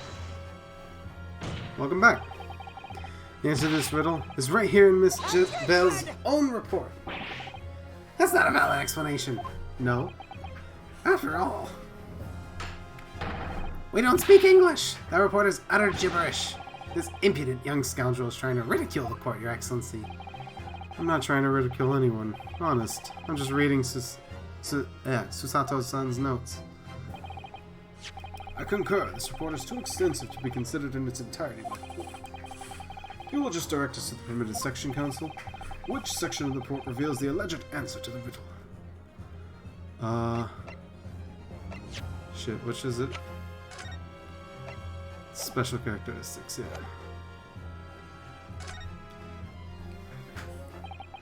Well, we've been hearing a lot about this curare poison. And it's left me curious about something. Oh, Counsel? Well, it sounds as though indigenous hunters have been using this poison for years and years to lace the heads of the arrows they shoot at whatever prey they're hunting. So we've been led to believe, yes. And the point of hunting is to catch prey to eat. Get to the point, please. But if they were to use the laced arrows, doesn't that mean there would be traces of poison left in the prey the hunters were going to eat? Yes, good point. So surely the hunters wouldn't want to eat their prey, would they? Just because then they'd be eating poison.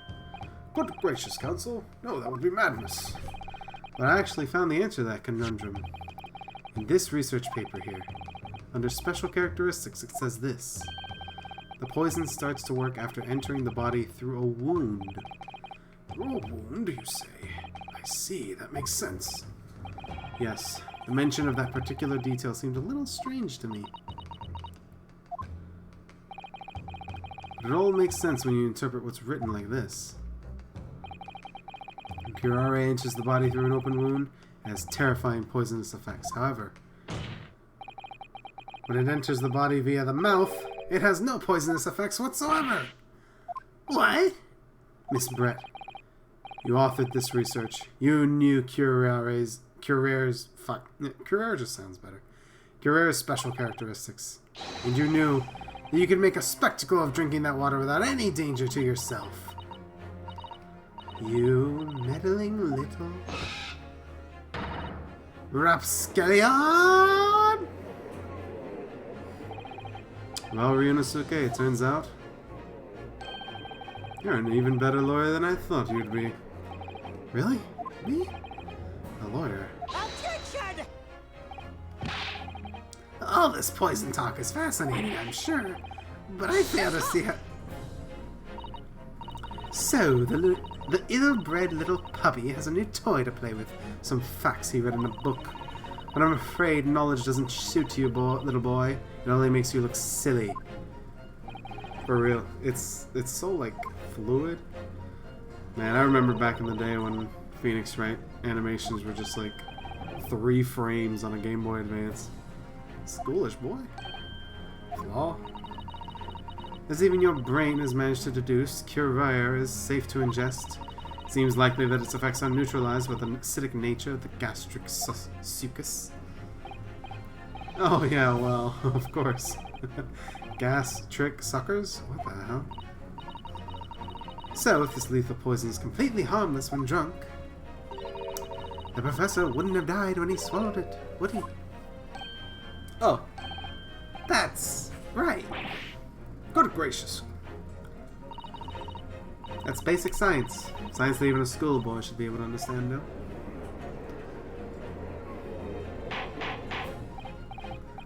Order in the court, order. The logic holds. The lady and the professor drank the same poison. They'd be unaffected in the same way. Are you trying to suggest? Yes, this curare poison is completely irrelevant to the case on trial. That's right. Surely even a little cockroach like you could understand something as simple as that.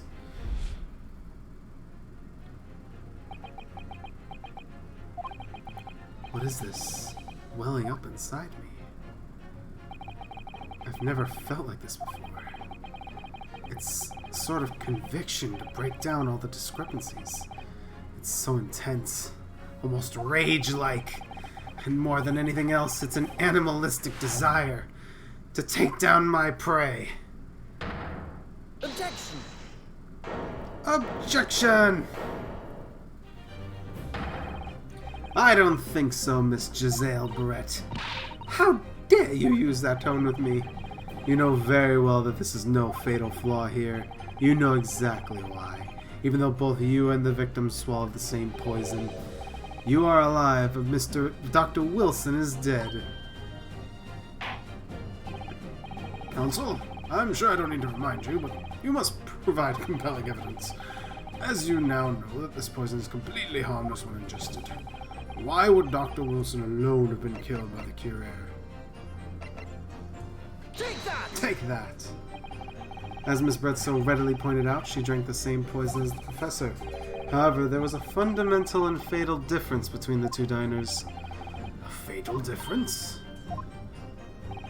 The toxic effects of curare are only felt when the poison enters the body through an open wound. So for a healthy person with no injuries, drinking it is completely harmless. But what if there was a wound inside the mouth of the person who drinking the poisoned water? Inside? Yes, like the wound you might have if you had just been to the dentist and had a tooth extracted, for example. Ugh.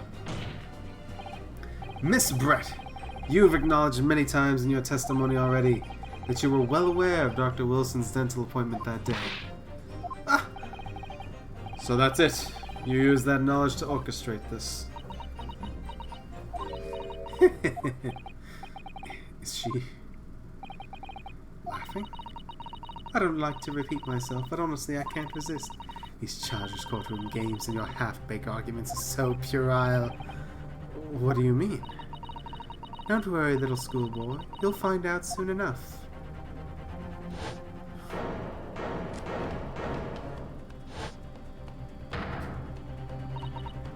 You see, when you leave vital evidence lying around, you never know what might happen to it.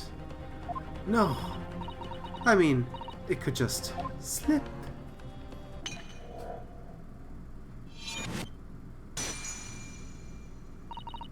Oh dear, how careless of me. I'm afraid some crucial evidence may have just been tragically destroyed. No! What is it? What just happened? It's the Englishwoman. She just smashed that bottle. And in the Supreme Court, what a terrible blunder. Officer, what are you waiting for? Collect up as much of the water from that broken bottle as possible at once. You're wasting your time. This delightful carpet under my feet was a gift from the British Empire. I assure you it will soak up the water beautifully. You have neither the technology nor the presence of mind to recover it. How could you? You won't get away with this. You can thump the bench and shout as much as you want, little boy, but I'm afraid we'll never know now, will we? If there really was poison in the bottle or not. You. And let us not forget, we still have some very compelling evidence left intact. Isn't that right, counsel for the prosecution? Oh, of course, of course. You're referring to this photographic print, I presume?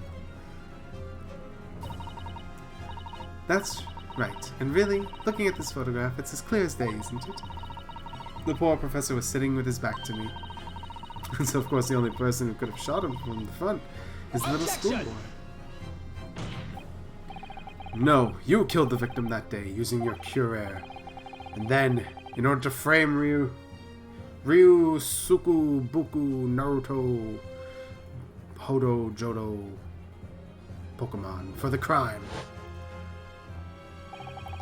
You waited until he picked up the pistol you'd arranged for him to find on the floor, before you shot the professor's dead body in the chest with your own hidden gun. Then, in the confusion that followed, all you had to do was turn the dead professor in his chair around. You see, you had every opportunity to commit this crime.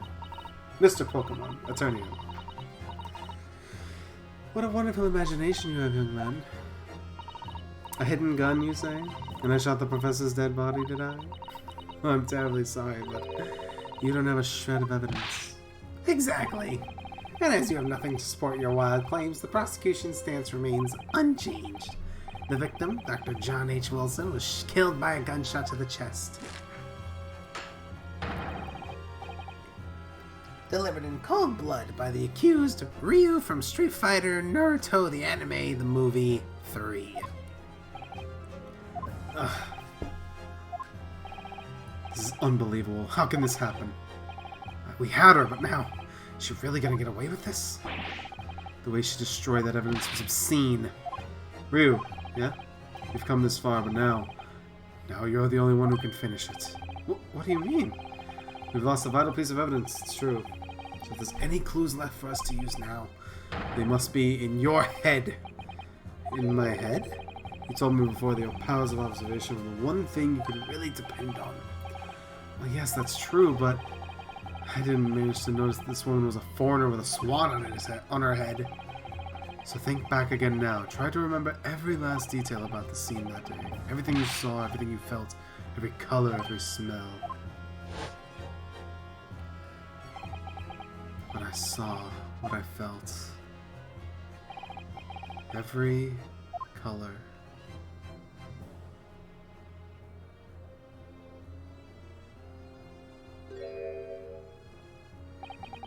Is Kazuma right? Somewhere in the vibrant memory of the same scene in my head, could there be another clue to expose the identity of Dr. Wilson's killer? There's a clue. Actually, Kazuma, I think I might have something. Thinking back over everything I saw, I think I might have uncovered another clue. You always have something up your sleeve, don't you, Ryu? Come on then, let's wipe the smug smile off that woman's face with some evidence. Alright, I can't wait. It's been niggling me for a while that something feels amiss in memory of that day. You can't say that word. Whatever it is could be the key to arriving at the truth about all of this. It's here somewhere, the clue that shows who Dr. Wilson's real killer must have been. I'm guessing it's this very obvious pile of blood. Take that! Inspector Hosonaga, answer me this. Huh? What? Huh? Oh, yeah? What's up? He's still miles away, probably thinking about that bottle being smashed. As you've said a number of times now, you strive for perfection in your investigations, don't you? Absolutely. I wonder, therefore, if perhaps you took something... If you took anything else from the scene of the crime. Like, for instance, the plate of steak that you took to the victim's table that day? Attention! Wait a minute, where are you going with... Where are you going with this, little boy? It's just a memory that's been troubling me. A memory. I saw the scene shown in the photographic print with my own eyes that day. And I saw that on the wooden base of the plate that the steak was served on was a splattering of blood. What? Oh, really? And what of it? Obviously that must have happened when you shot the professor. No, that can't be the case. Take a good look at the photograph and the relative position of everything there. The plate of steak is almost directly behind the victim. If I'm supposed to have shot Dr. Wilson in the chest from the front, there's no way that blood from the victim would have ended up directly behind him. Yes. For blood to have made it onto the plate, it implies the plate was between the victim and the shooter. Which means the shooter must have been sitting opposite the professor as you were. Giselle Brett. I beg your pardon. This is beyond ridiculous. Fabricated nonsense. Fake news. I can't even. Hold it!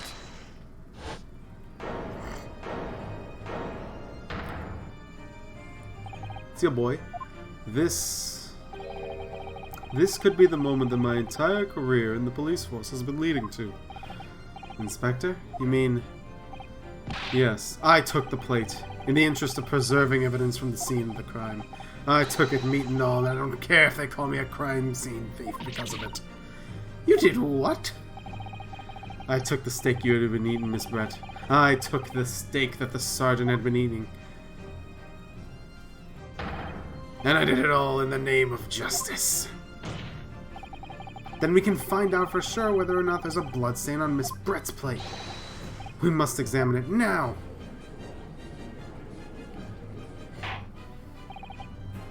Inspector, the court wishes to examine the plate from the victim's table immediately. Oh boy, it's coming down to a couple things, couple more pieces of evidence. Sorry for the delay. Here's what you ordered. The steak. Well, what about the blood? Is there blood on it? Of course there isn't. Quickly, Inspector. A blood man, show the court. Of course. Examine the plate at your leisure.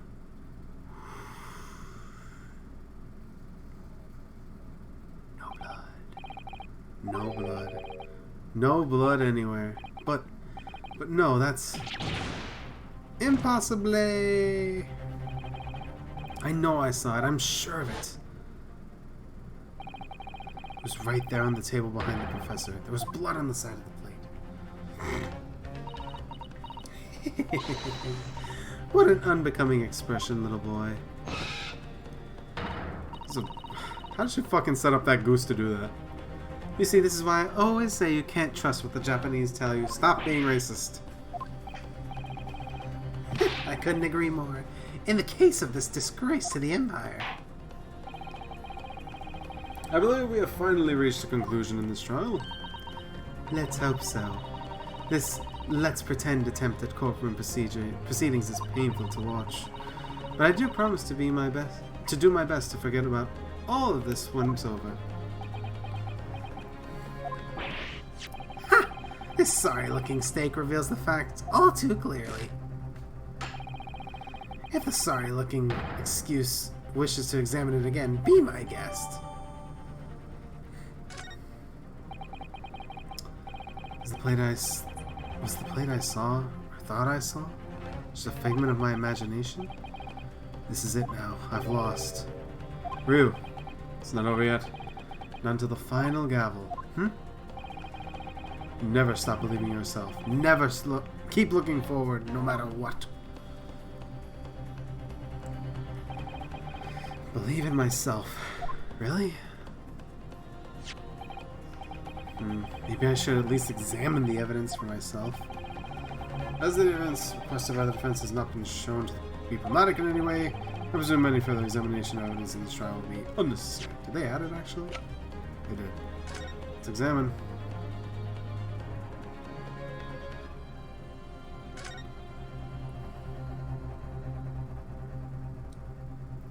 Nani? Huh? What in the world is this? I think it's a Koban coin. And the hallmark is from the Hoei era, I believe.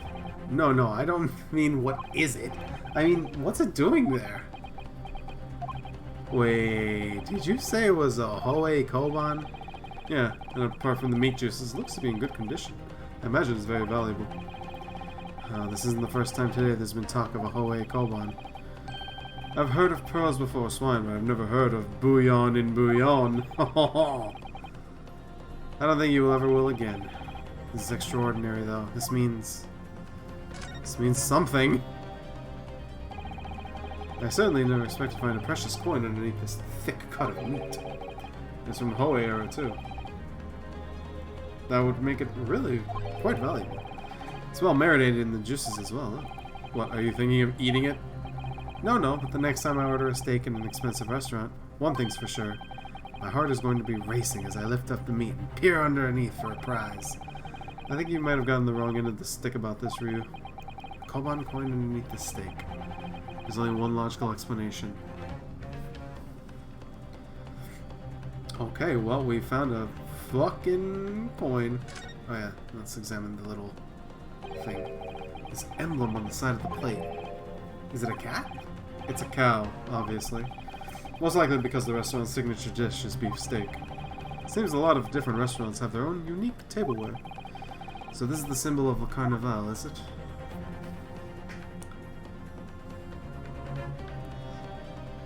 I believe in his memory the blood was around here, but there's a fucking Koban underneath it. Does the defense have any objections? That blood save is going to clinch the trial for me. Can this plate of steak reveal any other clues at all? What? No. Oh. Damn it. You know, it flies in the face of common sense. That someone like you with no experience as a lawyer could last this long in a trial like this. How did you? Opportunities are always there for the taking, but only for those who with the determination to grab them. Let's have a good look at that steak. If you want to give up, it had better wait until after this. I guess I can examine the evidence in more detail. Well, a deafening silence from the defense. I will take that as your final answer on the matter. Your Excellency, please wait. This plate of beef is hiding another clue. Another clue that will reveal the shocking truth. The only thing that's shocking here is your unhealthy fascination with beefsteak. Your Excellency, I think I've made myself clear, haven't I? I will not be able to turn a blind eye to any more unnecessary procrastination in this trial. I'm sorry, Miss Brett, but we must ensure a thorough examination of the evidence. I will not give a ruling until I'm completely satisfied that all reasonable doubt has been dispelled. I see. As a newly affirmed ally of my country, that's still your position, is it? Thank you, Your Excellency. Counsel for the defense, you will now clearly show the court to what you're alluding to. Where precisely on the beefsteak is this clue to be found? Under the steak itself! We just went through this. I did it myself.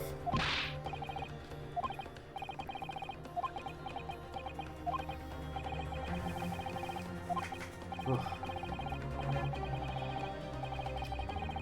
Koban coins are those things that Meowth have on their face, right? It was like the money of Japan before, like, money.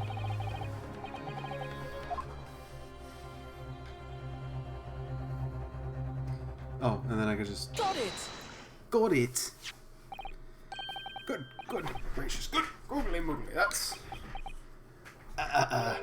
Koban? What on earth? A Hoei arrow one at that. Miss Brett, this is in fact the beefsteak that you ordered at the restaurant on the day in question, is it? I wonder that too. I guess it's to blend... Well, this is the point in time where the Japanese would be like mingling with the English, so he could have picked it up from them. Good old... I believe it's the Meiji period, right? Tell me, why is there an old coin under your meat? Your sizable, thick meat? What a ridiculous question. How should I know? I've never seen that thing before in my life. I don't know what that is. I have no part of it. I don't know what it is. Stop touching my meat.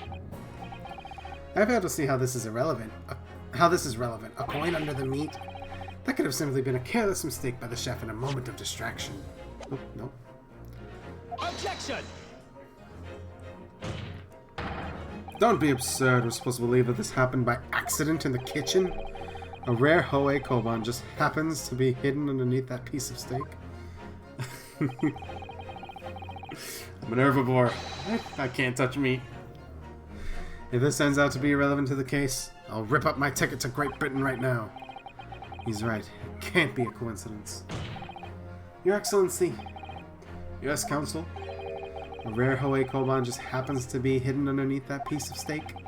If this turns out to be irrelevant to this case, I'll give up my lawyer job right now. By all means, don't let us stop you. No one invited you anyway. Perhaps, little boy, you should realize that it is you who is irrelevant. Even though I'm the one on trial here. The point is, it's essential that we ask the owner of this coin if he can explain what's it doing under the meat. The owner? Yes, it's obvious. There's only one person it can belong to. The owner of the Koban that was found underneath the beefsteak is... Take that! Korakuta! the antiques dealer and owner of Rasute, Cheerio Korakuta-san. Curie, as in Mr. Cucumber something? Honestly, these ridiculous Japanese names are quite unfathomable. Yes. I mean, the old man who testified earlier alongside the military sergeant. Yes, Your Excellency. I remember him saying that he was up to something with his Koban coin when it happened. And at exactly the moment the gun was fired. The gunshot interested me not. I was far too busy on the floor. I just want to do this guy's voice again. Hunting for treasure. Indeed, the Hoei era Koban, my prized coin.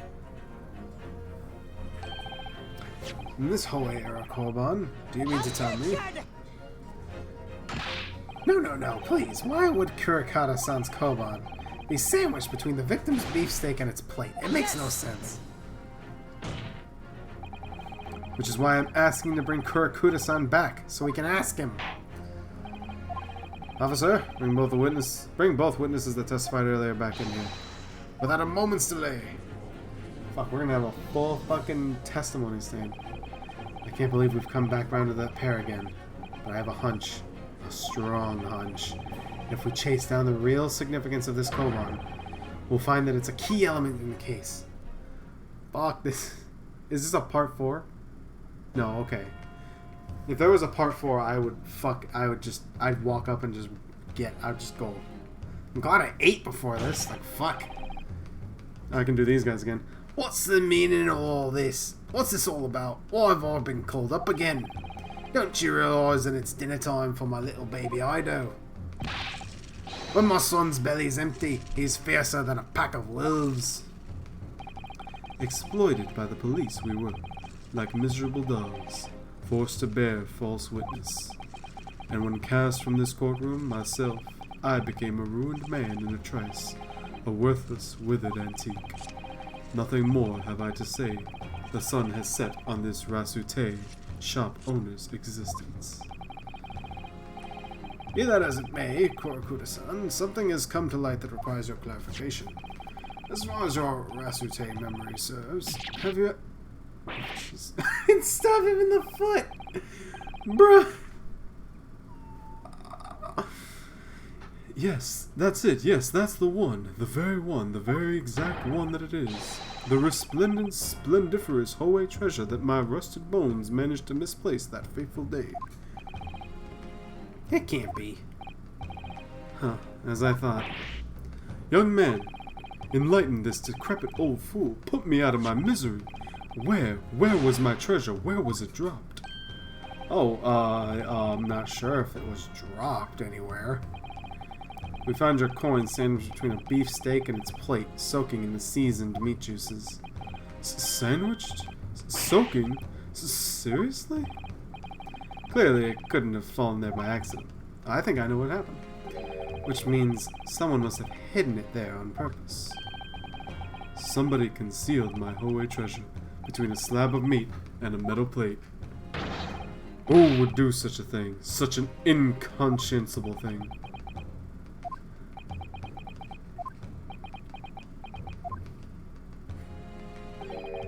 Excuse me. Could I say something? Yeah, sure. Go for it. I mentioned this earlier on the trial, but I was working undercover in the restaurant in order to investigate another case. Ah, yes, that's right. The secret undercover operation. Le Carnival is a high-class Western cuisine restaurant. It attracts wealthy diners, including many foreigners.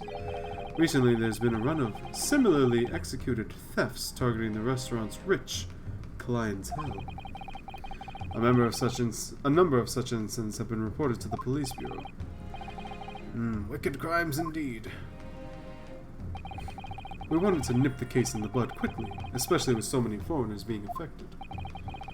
So that's why you were sent in undercover, is it? Yes, I took the job of waiter at the restaurant in order to flush out the criminal. It seems likely that this Koban incident is the work of the same thief. So unbeknownst to us, there was a master thief at the work in the restaurant on a regular basis. The place was already the scene of several crimes, it seems. I don't know about the master thief part, but the identity of the person who stole and hid Kurakoda's Koban is all too clear. What? What? I think the court would like to hear the defense's view on the matter. Tell us, who was the despicable scoundrel that stole Kurakoda's Koban And hid it under the steak. Take that! Obviously, it can only be you, Sergeant Ace Nosa. What? How dare you monster! Monster? I stole that Koban, did I? I'm the master thief of Le Carnival, am I? You're seriously accusing me of all these crimes, cadet? But it wasn't me, it was Ido. Ido is the mastermind behind all this.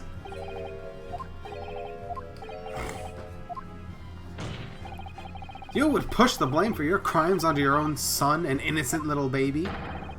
It's you who's the monster, Sergeant Nosa.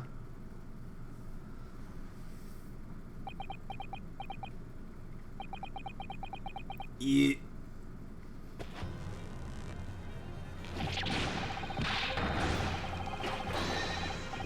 Wow.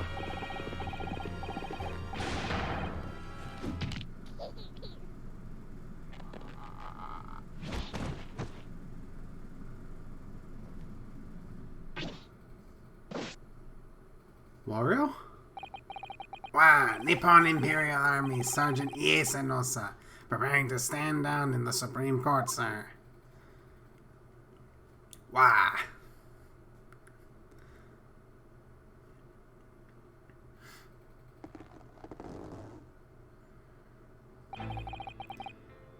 Do any of you know of the extraordinarily low wages the Nippon Imperial Army pays those it expects to keep our country safe?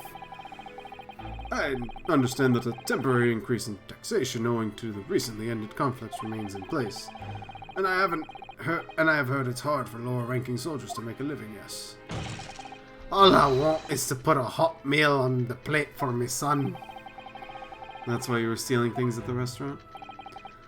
The place is heavy with money. Every 3 days I'd go there and do reconnaissance for a target. And I'd enjoy chomping my way through a good steak at the same time. I think it doesn't bother with a knife and fork either. Which is worryingly believable. And your target that day was the old man and his koban? Yes, sir. He was an easy mark. I slipped the coin into my pocket without trouble at all. A veritable phantom thief you are. I was all set to leave the steak I was halfway through devouring when it happened.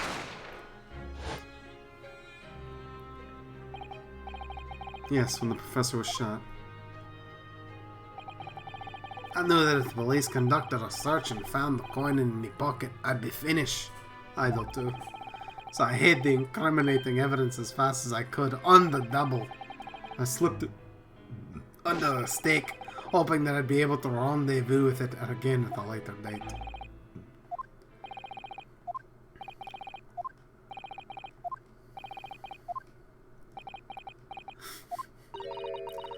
This is ridiculous. Perhaps you could carry on with your absurd prattling in your own time? Well, Miss Brett? Oh, of course, dear lady, of course. How rude of us. I'm quite sure there's no need to detain you any longer at all. Praise the sun. Bonk. May the esteemed gentlewoman please be executed? Your Excellency. Wait, I mean excused. Indeed. The theft of the koban was clearly perpetrated by this baby-saddled sergeant. It would certainly appear to be unrelated to Dr. Wilson's murder. Of course it is. Hiding a coin under a lump of meat? The sheer nonsense of such an idea astounds me. Nonsense, is it? Well, that's a big oof right there. That's a maximum power oof. And as for picking up your steak and biting into it without using a knife and fork, it's beyond nonsense. It's pure madness. Also, wash your damn hands. Very well, now that all questions concerning this witness's testimony have been answered, I see no further justification for detaining her. Miss Brett, you are free to leave. Thank you, Your Excellency. Good luck, everyone. And good day. Ryu, what's the matter with you? This is no time for daydreaming. Oh no, it's just something about Miss Brett's parting words there got me thinking. I can't quite work out what exactly, but something she said jarred with me. I feel like there was a contradiction in there somewhere. Something didn't quite add up. If that's the case, don't just stand there. Make your voice heard. Sorry? You can think later, but if you don't call out now, it'll be too late. The trial will be over. Hold it! Wait, Miss Brett. What is it now? I'm afraid, just one last time, there's something I'd like to ask you. I'd like you to explain the contradiction in your parting words from just a few moments ago. What are you talking about? What contradiction? Well, what parting words are you talking about, Ryu? We're flashing back to like 5 seconds.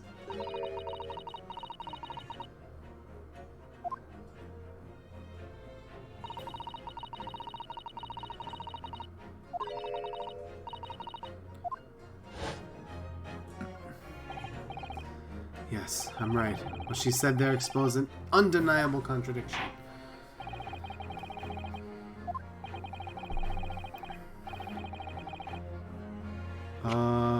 What the fuck did she say? What is the contradiction?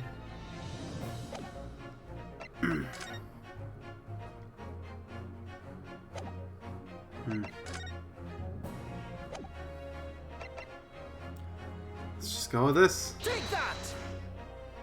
The music didn't stop, but it was! I won. To spoil? What?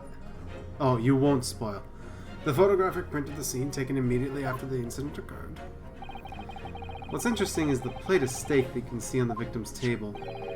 The steak that Miss Brett had been eating before the professor was killed. Yes, go on. More accurately, Your Excellency, the steak that was on the victim's table just before the professor was killed. Now you're just splitting hairs. Not true. Doesn't something about the steak strike you as very unnatural? Unnatural? What on earth do you mean? It's extremely obvious. I'm talking about the shape of the edge where it's been eaten. I see you've noticed it too, Miss Brett. Notice what exactly? Just a few moments ago, Miss Brett claimed no Englishman could even contemplate picking up a steak and biting into it without using a knife and fork. Of course she did. She's a refined English gentlewoman herself. Take a good look at this steak in particular. The edge where it's been eaten. As you can see, those are clearly defined barbaric teeth marks there. Ah! Looks like Miss Brett has realized something. So, if the witness, as she claims, wouldn't contemplate eating anything without using a knife and fork, there shouldn't be teeth marks in this steak at all. But what is your actual point? Perhaps the delightful Miss Brett was ravenously hungry and... Oh, new animation. She's got a little handkerchief. Whatever you say. As I said, I really must be leaving now. Afternoon tea with the Minister of Justice cannot possibly wait any longer. Of course, of course. This will be all over in the blink of an eye. Rest assured, I'll have to just put this rookie in his place. Just... I've heard enough. Your irritating little spectacled samurai relic. Yeah. What's the matter, Miss Brett? Have we ruffled your feathers? Clearly, the witness knows what this means. She's realized the catastrophic implications those teeth marks in the steak have for her. Ryu, do you know where this is going? Yes. Now at last, it's all come together. The mysterious teeth marks in a steak that had allegedly been eaten with cutlery. The reason why the bloodstain I know I saw somehow seems to have disappeared. And most importantly, the evidence that proves once and for all who shot Dr. Wilson that day. I accept that these teeth marks in the steak are a little unnatural, as you put it, Counsel. But what exactly are you suggesting that tells us? Everything, Your Excellency. Everything? Yes, and I believe that those barbaric teeth marks in the steak here amount to conclusive evidence in this case. Imagine picking up a fucking steak and just, like, eating it like a fucking hamburger. I'd fucking do it. I'd do it in a heartbeat. That's such a huge steak. I've said it before, but it's such a big fucking steak. I'm getting hungry. Evidence that will prove beyond any doubt who shot Dr. Wilson. This fucking goose, dude. Conclusive evidence? How many times have I heard that today? You wouldn't know the meaning of the phrase typical... You wouldn't know the meaning of the phrase typical Japanese empty threats. How can you be so sure? Don't be racist. I am a building. Oh, it's quite simple.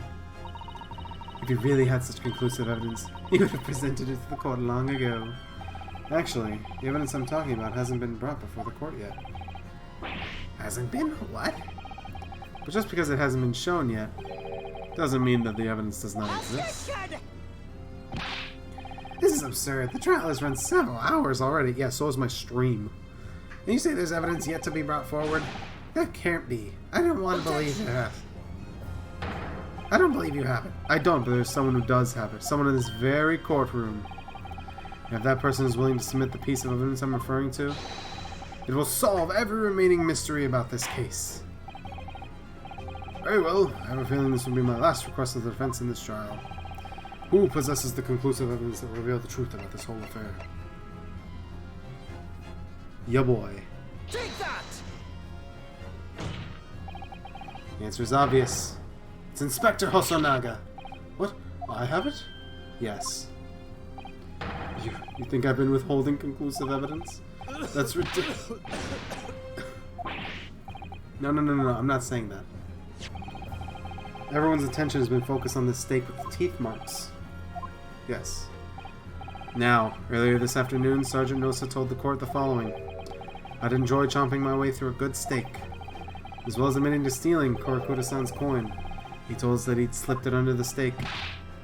You watch it, cadet. I'm a superior officer. Sergeant Nosa, could you please confirm something for me? Was the steak that you put the coin under, in fact, your own steak? Teen shut. Affirmative. Of course, I might be a soldier in the Imperial Nippon Army, but still. I'm not brave enough to ask a foreign gentle lady if she'd mind me manhandling her meat to hide something in it. I know that said meal. I chose to say meat. In other words, the steak and the detective submitted as evidence earlier was in fact Sergeant Nosa's meal. But that makes no sense. That plate was taken from the victim's table. If the gentlewoman doesn't take bites out of her steak, nor does she have an opportunity to steal the coin.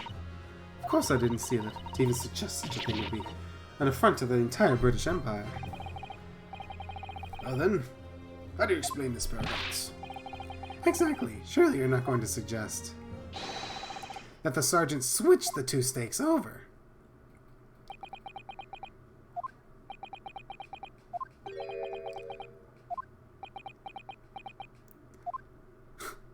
I shouldn't have said that. You did switch the plates? I like how he's just Wario now. Well, after it happened,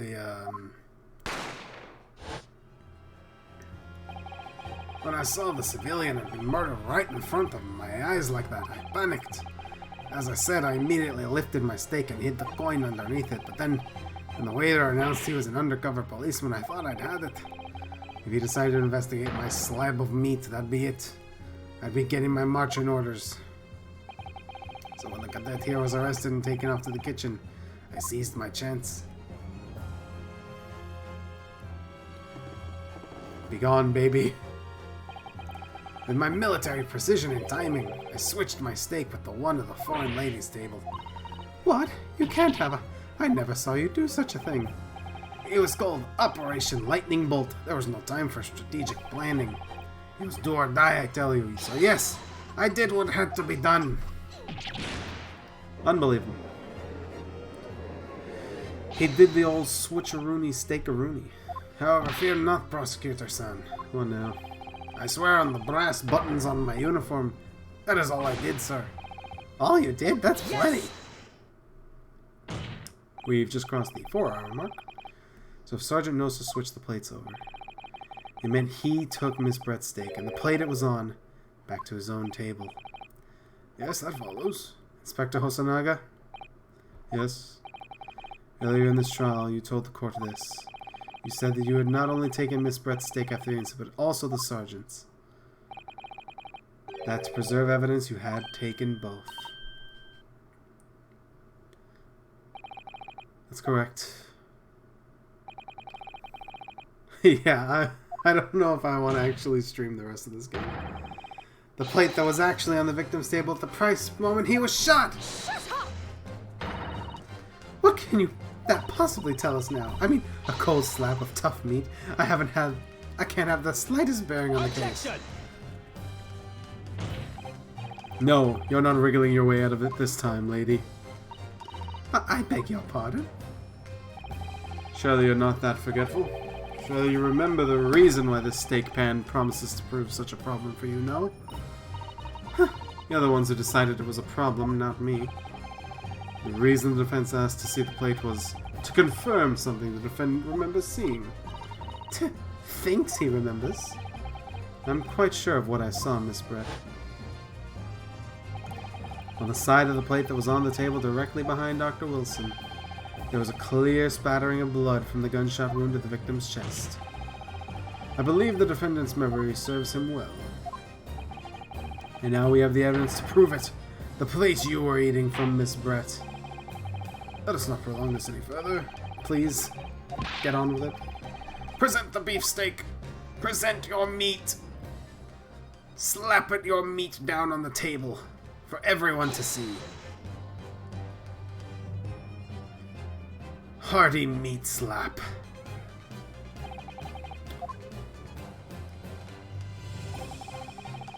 Here it is.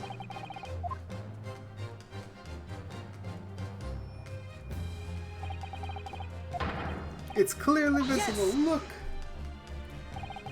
Now this makes everything clear. The blood you can see on the side of the plate shows that at the moment the victim was shot, he was facing the table with his back to me.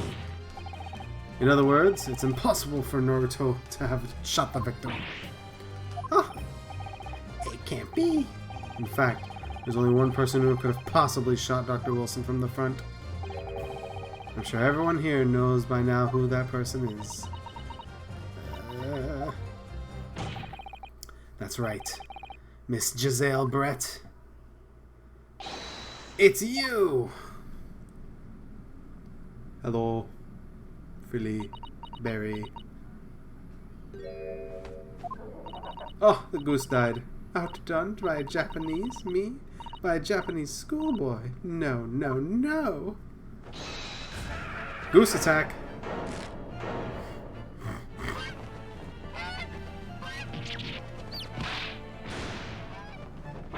Kya.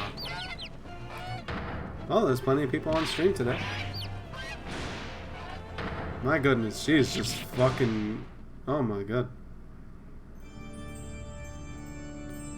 Goodbye. See you later. Those are some cute little chickies. Little chicks. Oh, there's a little black one. It's a cute little baby. Oh, look at the chickies pecking at the judge's little thing. That's so cute. That was a crazy freak out. Please excuse my little outburst. I briefly lost my composure. Most unbecoming behavior for an English gentlewoman. Forgive me. Well, Miss Brett, I think it's time you told the court what actually happened that day. The truth, this time. Gladly, Your Excellency. One more testimony? Are you kidding me? It was I who took the professor's life, using Curer. As you summarized, I chose that particular day for one very important reason. The professor had a dental appointment for the extraction of one of his teeth in the morning.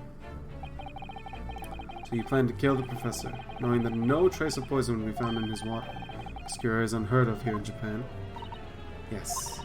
Of course, I never intended to remain at the restaurant for as long as I did. I only needed to see the professor take one tiny sip of his water, and it would be all over.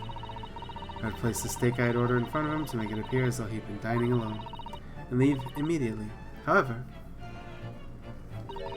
before any of that happened, there was an unexpected visitor at the professor's table. That would be me, I suppose? Yes, you. Who else? Such a trifling matter, but the fact that you decided to come over to greet the professor meant that I had lost my chance to slip away unnoticed. In due course, the professor took a sip of his water and was paralyzed. I made sure he was sitting in his chair such that he wouldn't fall. There was no going back at that point, so I concocted a plan at the spur of the moment.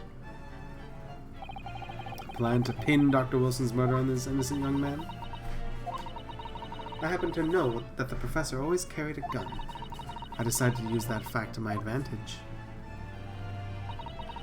I had the bottle of Curer in my handbag, and my own pistol concealed underneath my skirt. Under your skirt? So I was right. There were two guns. Yes. And then I finished my coffee and got up to leave. That's when I noticed the professor's gun, which you had presumably placed on the floor. A place where you were sure that I would notice it. And everything went according to plan. You noticed the gun as I intended. And then, just as you bent down to pick it up, bang!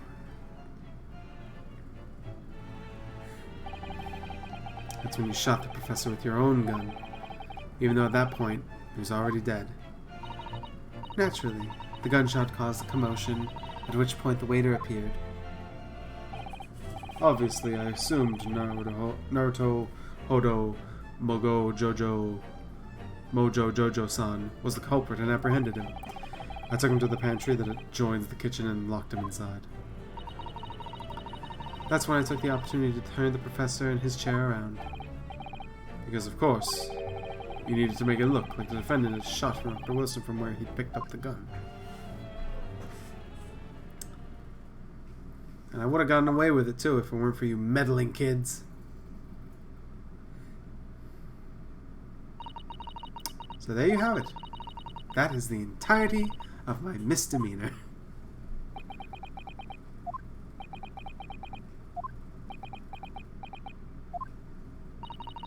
Your Excellency?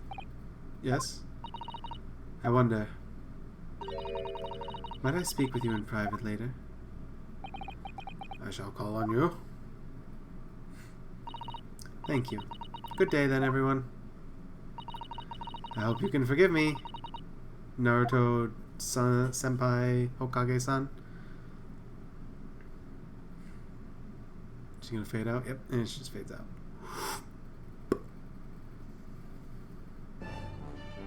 Well, that was something. It would seem this trial has finally run its course.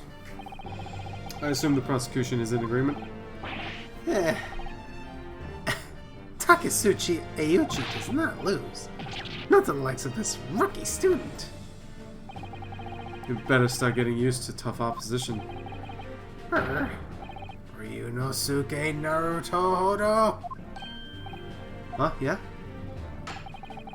This insult to the Ayuchi family name will never be forgiven.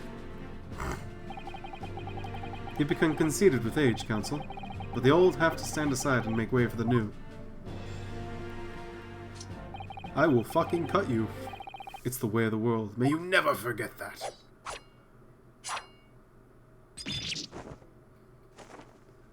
How did he hit him from all the way over there? He's a fucking Getsuga Tensho, dude. 1,000 millennia may pass, and still, the Ayuchi clan will never measure up to Naruhodo clan. And there we go. He starts off the curse that pains pain for the rest of his forever, apparently. Well, I believe go down in history as the start of a new chapter in our judicial system.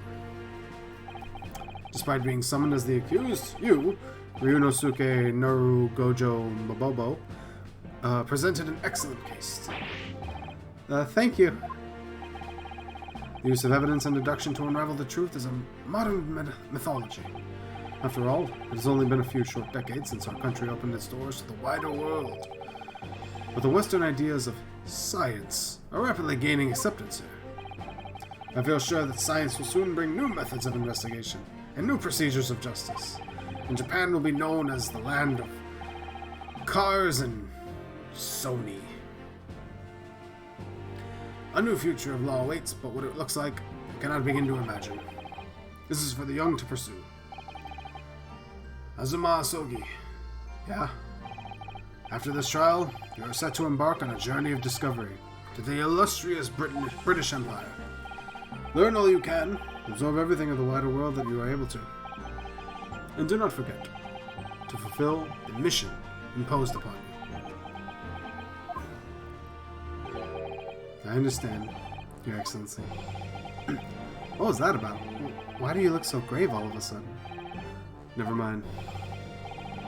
As for you, Ryunosuke Naru Homo... I can't say that, fuck. Yes? In you, I sense, how can I put it, unusual potential. I'm very much looking forward to see how you carry that onwards. Thanks.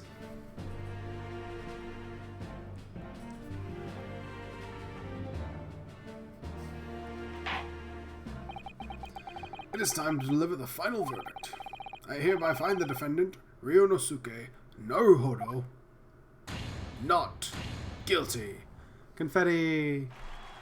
Oh, it's Sakura blossoms. That's cute. I guess they wouldn't have confetti. I remember back in the day when it was like 5 pixels of confetti, just... Court is now adjourned. Get out of my house.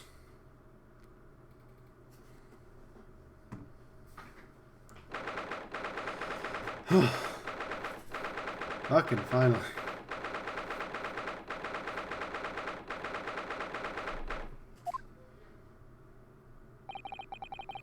believe it.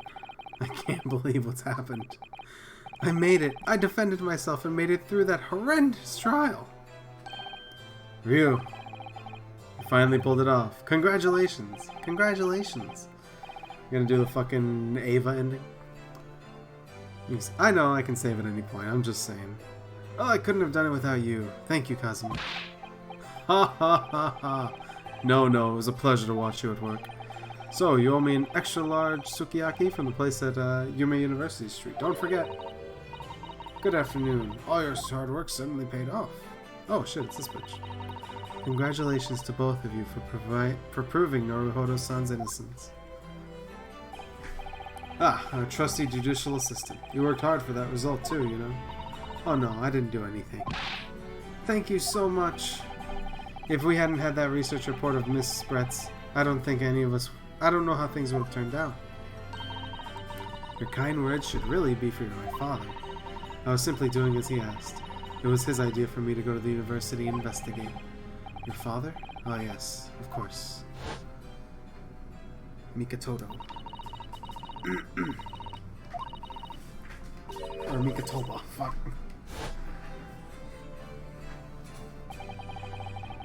Speaking of Mikatoba. Ah, there you are. I believe congratulations are in order. What up, Heihachi? Naruhodo, you did an excellent job. Thank you, Professor. No, it is I who should be thanking you. After all, your efforts exposed the true criminal that took the life of my good friend. Good friend? Oh yeah, you mentioned that before. It was you who actually invited Dr. Wilson to Yume University, wasn't it? Yes, that's right. Professor Mikatoba studied overseas himself. He went to study forensic medicine in Great Britain. Presumably that's when you met Dr. Wilson? Exactly. In those days, we worked together in the same hospital. Oh, you worked together? I never heard you mention that before. Well, it was a long time ago now. Besides... It's your turn, Asogi. Great Britain is a magnificent country. It leads the world. In science, medicine, engineering, culture, and of course, in law. Watch and learn, my boy. See what happens in the world's largest melting pot. I will. I'll learn all that I can. I swear on this, the spirit of the Asogi clan. You're not taking that sword to Great Britain, are you? Of course I am. Japanese man's katana is his soul. Folded 1,000 times. Superior Japanese metal. This blade shows me where I need to go. And cuts down anything that's in my way. Yeah, I've definitely seen how sharp it is already. That reminds me, what happened to the woman? To Giselle Brett, I mean? After all, she's guilty of murder. Ah, yes, sir. It's not easy to tell you this, but... What do you mean? Surely she's going to face trial herself now. She's the true culprit, after all. She will be leaving Japan in the very near future. For Shanghai. What? Shanghai? Giselle Brett will not appear in court again in this country. I'm certain of that. What? Why not? It's a matter of consular jurisdiction. Inspector Hosonaga. It was a hard-fought battle in the courtroom today. Very impressive to watch. I must congratulate... But what's all this about consular jurisdiction? We cannot try this particular foreigner for her crimes here in Japan. What? We can't try her? But then who? Who's going to bring her to justice? A British consular court will hear her case, somewhere far away, where our voices can't be heard. But why a consular court? Professor, I simply don't understand. I thought consular courts were a thing of the past now that we've signed the friendship treaty. Yes, in normal circumstances, you're right. Then, so long as this is not a serious incident of highly political nature to our respective government, they can't invoke a consular court like this. Oh, can't they? Yes, she's just a student. But it doesn't justify our government making secret agreements about her fate, does it? Something strange is going on. So Miss Brett can't be held accountable for her actions here in Japan. I'm afraid for the young student. Today's trial was nothing more than a game all along. There was never any danger of comeuppance for her. I don't believe it. The British government's Foreign Affairs Ministry has demanded that we hand over custody of Miss Brett. They're obviously taking this case of a foreign student committing murder very seriously. It's all going to change from now on. We can make it change. This is a time of great turmoil, this new era heralded by the start of the 20th century. One day, I have no doubt, that woman will receive the judgment she deserves. Yes, change is coming, and we're the ones driving it. Well, I think that's enough seriousness for now. This evening calls for a celebratory drink. But Professor, you're right. There's no time for gloomy faces. We should be celebrating Rio's not guilty verdict. Let's start having some fun. In that case, might I suggest Le Carnival? As the head waiter, I should be delighted to provide you with ample food and drink. You're a detective, aren't you? Let's not worry about details for now. To Le Carnival! Will you accompany us, Professor? Of course. Le Carnival's food is second to none. I shall go and attend to the paperwork for Naruhodo Soto Bodo Sans release. Oh yes, thank you.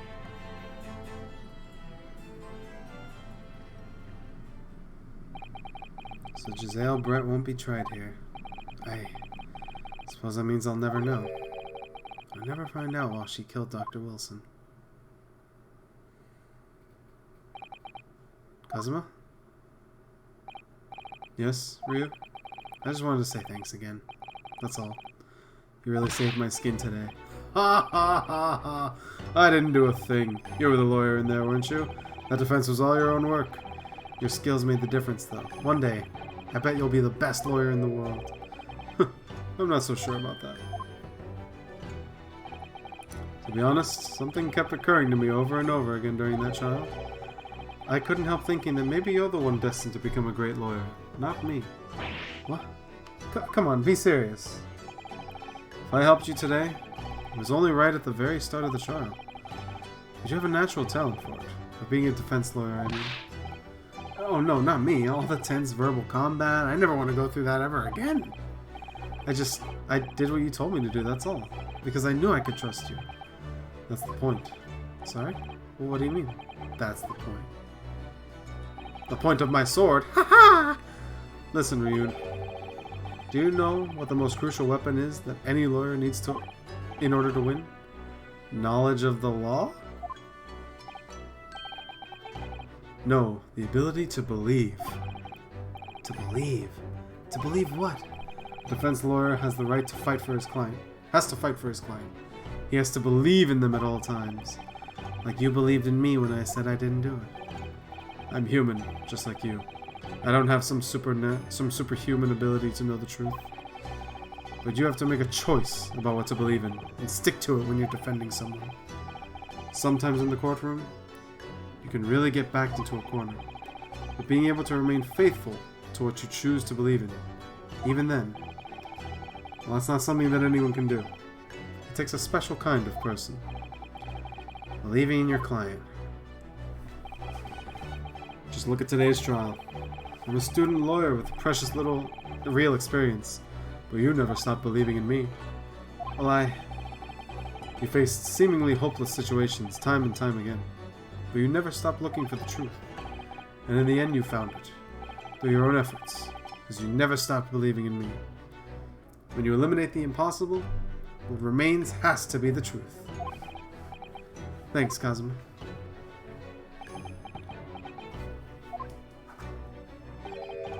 There's something else I want to ask you, actually. Ryu. Well, it's a favor, really. Something very important to me. It sounds serious. What is... Ah, you're still here, are you? Oh, Inspector. I've arranged some rickshaws for us. Let's go! Thank you. We'll be right there. Let's pick up this conversation again later. We should be celebrating right now. Your first court victory. And your study tour to Great Britain, don't forget. Ah, yes, that too. Damn. So my very first trial came to an end. Kazuma. Professor Mikatoba. Sasuta-san, who acted as my assistant. Inspector Hosonaga, who didn't really play much of a part, but still. It's because of the help and support of all these people that I managed to get through that trial. But more importantly, Kazuma hadn't yet managed to ask his favor of me. Little did I realize just how much it would change my life.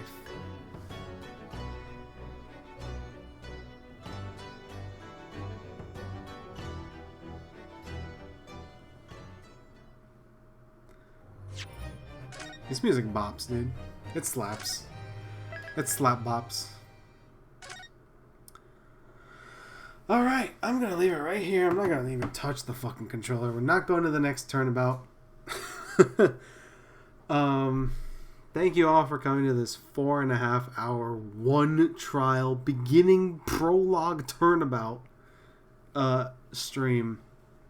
Jesus Christ, this took forever. I gotta go. My throat is destroyed. I hope you all had a great time. Make sure to stay safe. Wash your hands. And good night, yeah.